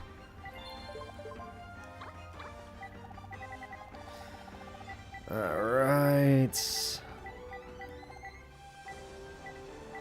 I need Mokuba. Crap, he's number 109. Gotcha. Yeah, there he is. Number 109. Alright, now I just need Rex Raptor. And it looks like we are ready to go, everyone. Thank you all for your patience. It's time for Rex versus Mokuba. And this duel should be pretty good unless Mokuba tries his stupid stall strat again. But Mokuba could get his Blue Eyes Ultimate Dragon out if he just gets his, you know, he just has to focus on getting out the Cyberstein. But he's always so passive with it. I mean, granted, I understand. It could get you killed, but still. A Blue Eyes Ultimate Dragon, it could be anything. It could even win you the duel. Alright. And we got ourselves Pot of Greed. And there we go. Mad Sword Beast is not a bad start, except when your opponent destroys it. And Gillosaurus to make up for the fact that they destroyed Mad Sword Beast, which would not have mattered because Giant Rat's too good. Alright, Mokuba, listen to me. Attack with Giant Rat.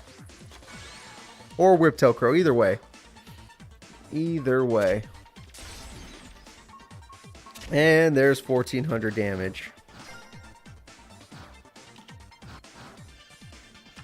And we got ourselves Crawling Dragon number 2, which cannot defeat Whiptail Crow, but will do a little damage to a Giant Rat. Even though that just lets him summon more rats and thins out his deck. Which is exactly what Mokuba wants, Rex Raptor. What are you doing? What are you doing? Alright, Dark King of the Abyss is here. We're going to go ahead and do 50 damage, not bad.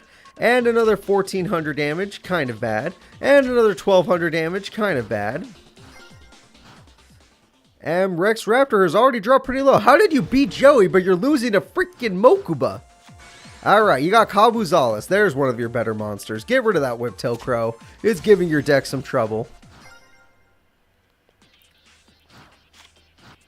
Alright, Mokuba, what are you going to end up doing? Mokuba's like, oh crap, my opponent's actually playing well. I better set a card.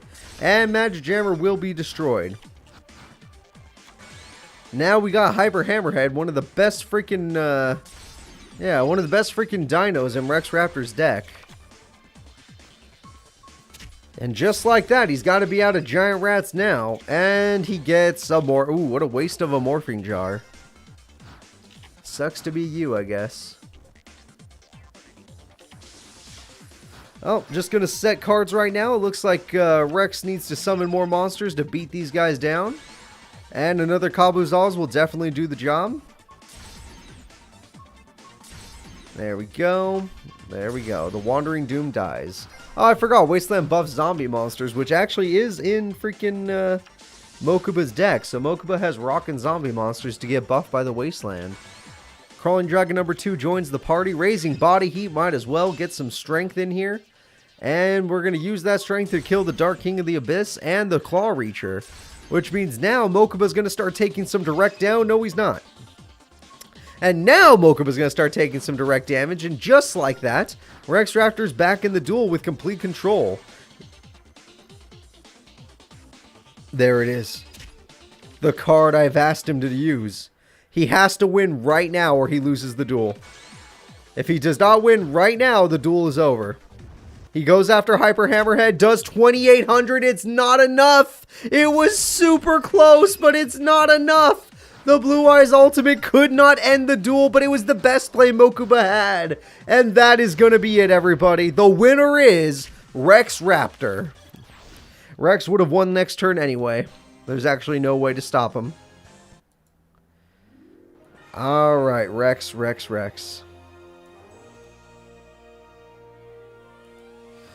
That is pretty crazy. Alright, Rex, you're having a very good day. The next fight is going to be Umbra versus Rex Raptor. If Rex Raptor wins this duel, he had the perfect day, and Team Meanies has themselves a representative. If Umbra wins the duel, then Umbra might actually be able to make a comeback. But we will see. We will see.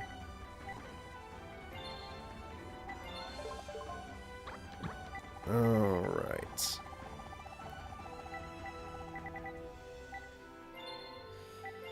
There's Umbra. And I just need Rex. You guys want to know something? While I was editing Pokemon videos today, you want to know what I watched? I watched the movie Predator again. And it's been a while since I watched Predator. I haven't seen it since I was a kid. I used to watch Arnold's Schwarzenegger movies with my dad. And it was really fun. That movie is actually extremely good. Like, Jurassic Park, The Terminator 1 and 2, and Predator are like god tier movies. It's kind of crazy. Like, I didn't realize how good they were until I watched them now in my older age. As a kid, they were just really cool movies. Now I can respect them. Alright. Here we go, everyone. It's time for Rex's final duel and Umbra's final duel. And we'll see which one gets to advance and which one's already dead. Alright, Rex, you're already there. And then Umbra, you are there. Perfect. We're already set up.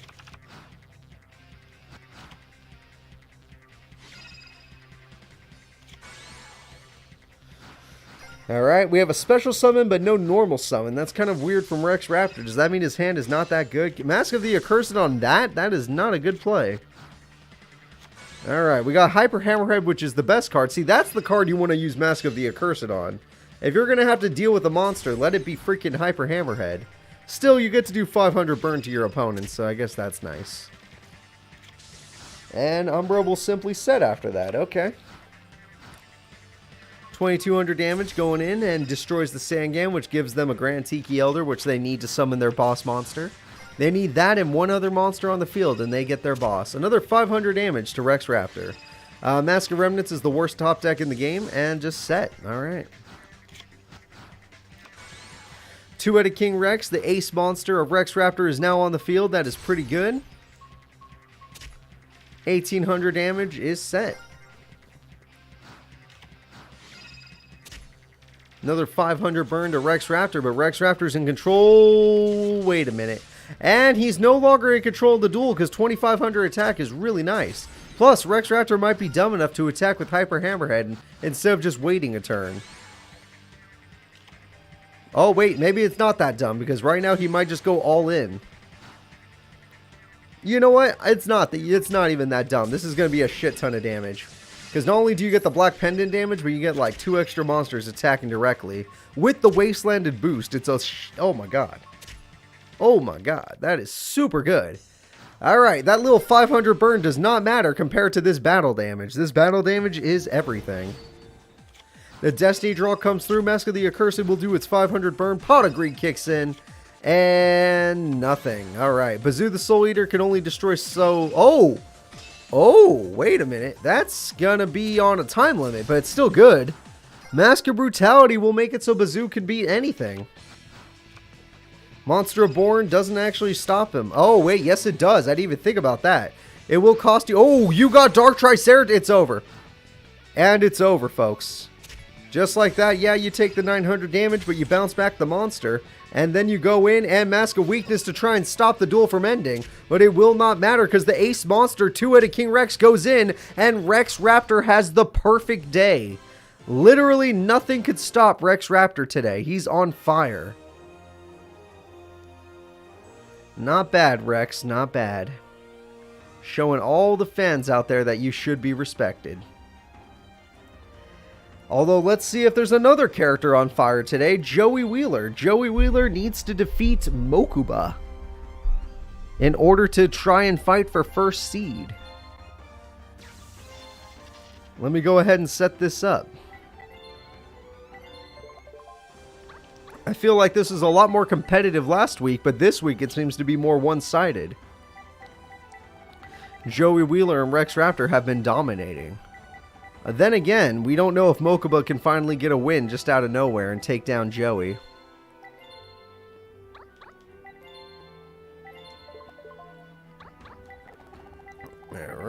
right. And I'm all set up. Here we go, guys. The final fight of Group E. Let's see how these competitors go at it. I'll look for Mokuba right now. Here we go. Joey Wheeler, win this duel and you're guaranteed your slot. Mokuba, win this duel because honestly your record right now is pretty depressing. You've been having a terrible week. Last week you did better. Alright, Morphing Jar kicks in. Perfect start. Gets rid of a bunch of cards, but I don't know if he got rid of anything good. MST kicks in. Pretty good. Gets rid of Fairy Box. That's actually pretty important. And despite all that new hand, it was nothing for Mokuba to defeat Alligator Sword. Pot of Greed kicks in. That's going to be very nice for Joey Wheeler. And King of the Swamp gets some Polymerization to fuse some cards together. But he doesn't seem to be in the mood. Alright, Mirror Force early in the game. Again, love to see it. Every time. I don't know why every character is so addicted to Mirror Force, but they just always have it. Let me see. Joey, do you have Mirror Force? Ah, you don't have Mirror Force. See, you're not Mokuba. Mokuba at least had Mirror Force. What did you have? You didn't have jack crap. Alright, we're going to go ahead and let Warrior Lady of the Wasteland do now. Wow, yeah, you're just going to summon that, huh? Could set it, but I'm going to guess you have a kunai with chain back there. Yep, I was right. Alright, get baited. That one seemed pretty obvious, Mokuba. I think you kind of just played yourself. Giant Rat will die, but that doesn't matter because it'll just search out another rat. We already knew this. And Morphing Jar number 2 will do its job.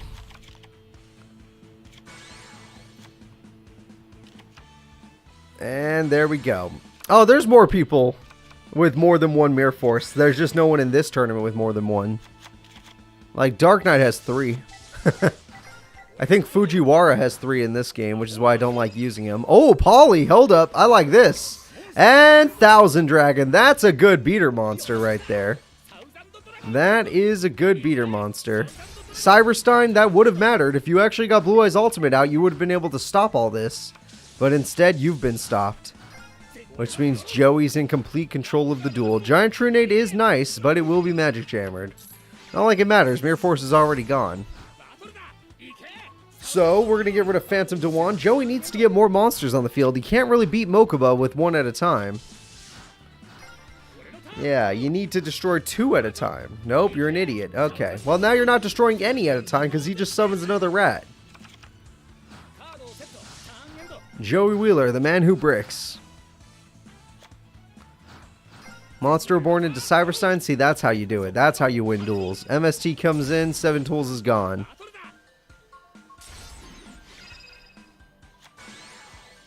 Morphing Jar number 2 means he's just simply out of giant rats because he doesn't seem to have any other earth monsters. So we're going to see what he does with this card. And Morphing Jar number 2 is now the one being attacked. Oh crap. It looks like this man is in a lot of trouble.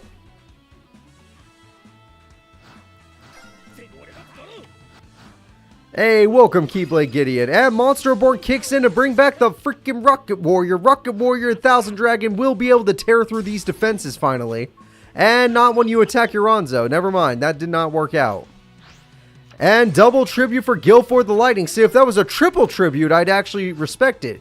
The Guilford the Lightning is not exactly necessary in this exact moment. Still a cool card, just not what you need. You should have kept your other stuff, Joey.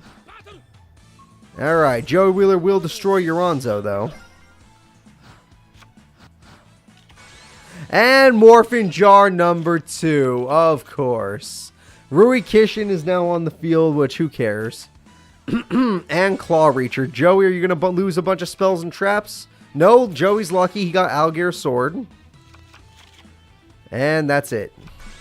And there we go. A monster. Oh, good play. I was going to say a monster that could destroy. Oh, Monster Board. Ah, not smart enough to pick Cyberstein. His brain is that of an AI. And never mind. If you picked Cyberstein, you would have lost. Maybe your AI is better than I thought. Joey Wheeler, Call the Haunted Thousand Dragon. Okay, do you have Guilford? You're going to flip that card? No, you don't. Why didn't you pick Guilford? Whatever, it doesn't matter. Thousand Dragon's cool. I ain't gonna judge. I like Thousand Dragon. I like Guilford as well. I think I like Thousand Dragon more, but still. Shadow Phoenix, what are the best duels in your opinion? Because we've already seen some great duels today, but that doesn't mean you've missed the best. Anything could still happen. Alright, we attack. He has Morphine Drop. Really? That's the card you top deck? Alright, luckily Joey doesn't get a spell or trap card. He gets a monster. And Joey's luck stat continues to be great. And there we go. And Joey's going to double tribute for Red Eyes Black Dragon, bringing out the classics. There we go. There are 2 groups left, Shadow Phoenix, and realizing that his opponent has Red Eyes, he decides to go all in, losing all of his life points to summon the Blue Eyes Ultimate Dragon. Mokuba's going in for the victory, but the Kunai with Chain ends this duel. The winner is Joey Wheeler. Kunai with Chain holds down the Blue Eyes, and Cyberstein is looking like real easy meat. But Karibo saves the day! Wait a minute! It's no! Joey! Don't do it! No! Joey Wheeler kills himself! The duel is over! Blue Eyes with the direct attack could end it! For some reason, Blue Eyes did not go into attack mode that I can't explain. Scapegoats would have saved him either way, but you should still put... Yeah, why did you wait till main phase 2? Did you think it was Mirror Force? Why would you think that? Alright, Little Wingard. Little Wingard's the perfect card. It can do a little damage and then still go into defense mode. Perfect card for this situation. He's got to be super safe. Alright, Neo the Magic Swordsman. Actually a pretty good monster. But any monster will do right now to get rid of Scapegoats. I can't believe this duel. Why is it still going? Alright, Axe Raider for a crack. Why aren't you crack? Dude, what the fuck? Dude, no! Your life points! Why? Why would you do this, Joey? If you were crashing, I understand, but that was no! Oh! Okay. No way! It's just like the anime. He gets his gear freed and ends the duel. There we go. The winner is Joey Wheeler. Oh, man. All right, April. We'll see you next time. The rest of the tournament will be up whenever you feel like watching it. What a game. Joey Wheeler gets the victory, though. Team Domino finally has a member. So, checking out the bracket, Rex Raptor will be taking first place at 5-1, but Joey does qualify at 4-2. Team Meanies has a lot of reps, and Team Domino finally gets one. There he is, taking over for that team. The next group is going to be Group F. This is going to be Bakura, My Valentine, Weevil, and Odeon's group. So let's see who's up first. First is Weevil versus Mai, the 2 top players in this group. Oh wait, no, never mind. Sorry. 2 middle players. Top player is Bakura. Alright. Alright, let's see. Weevil versus Mai. Let me go ahead and set this up. Alright. Do.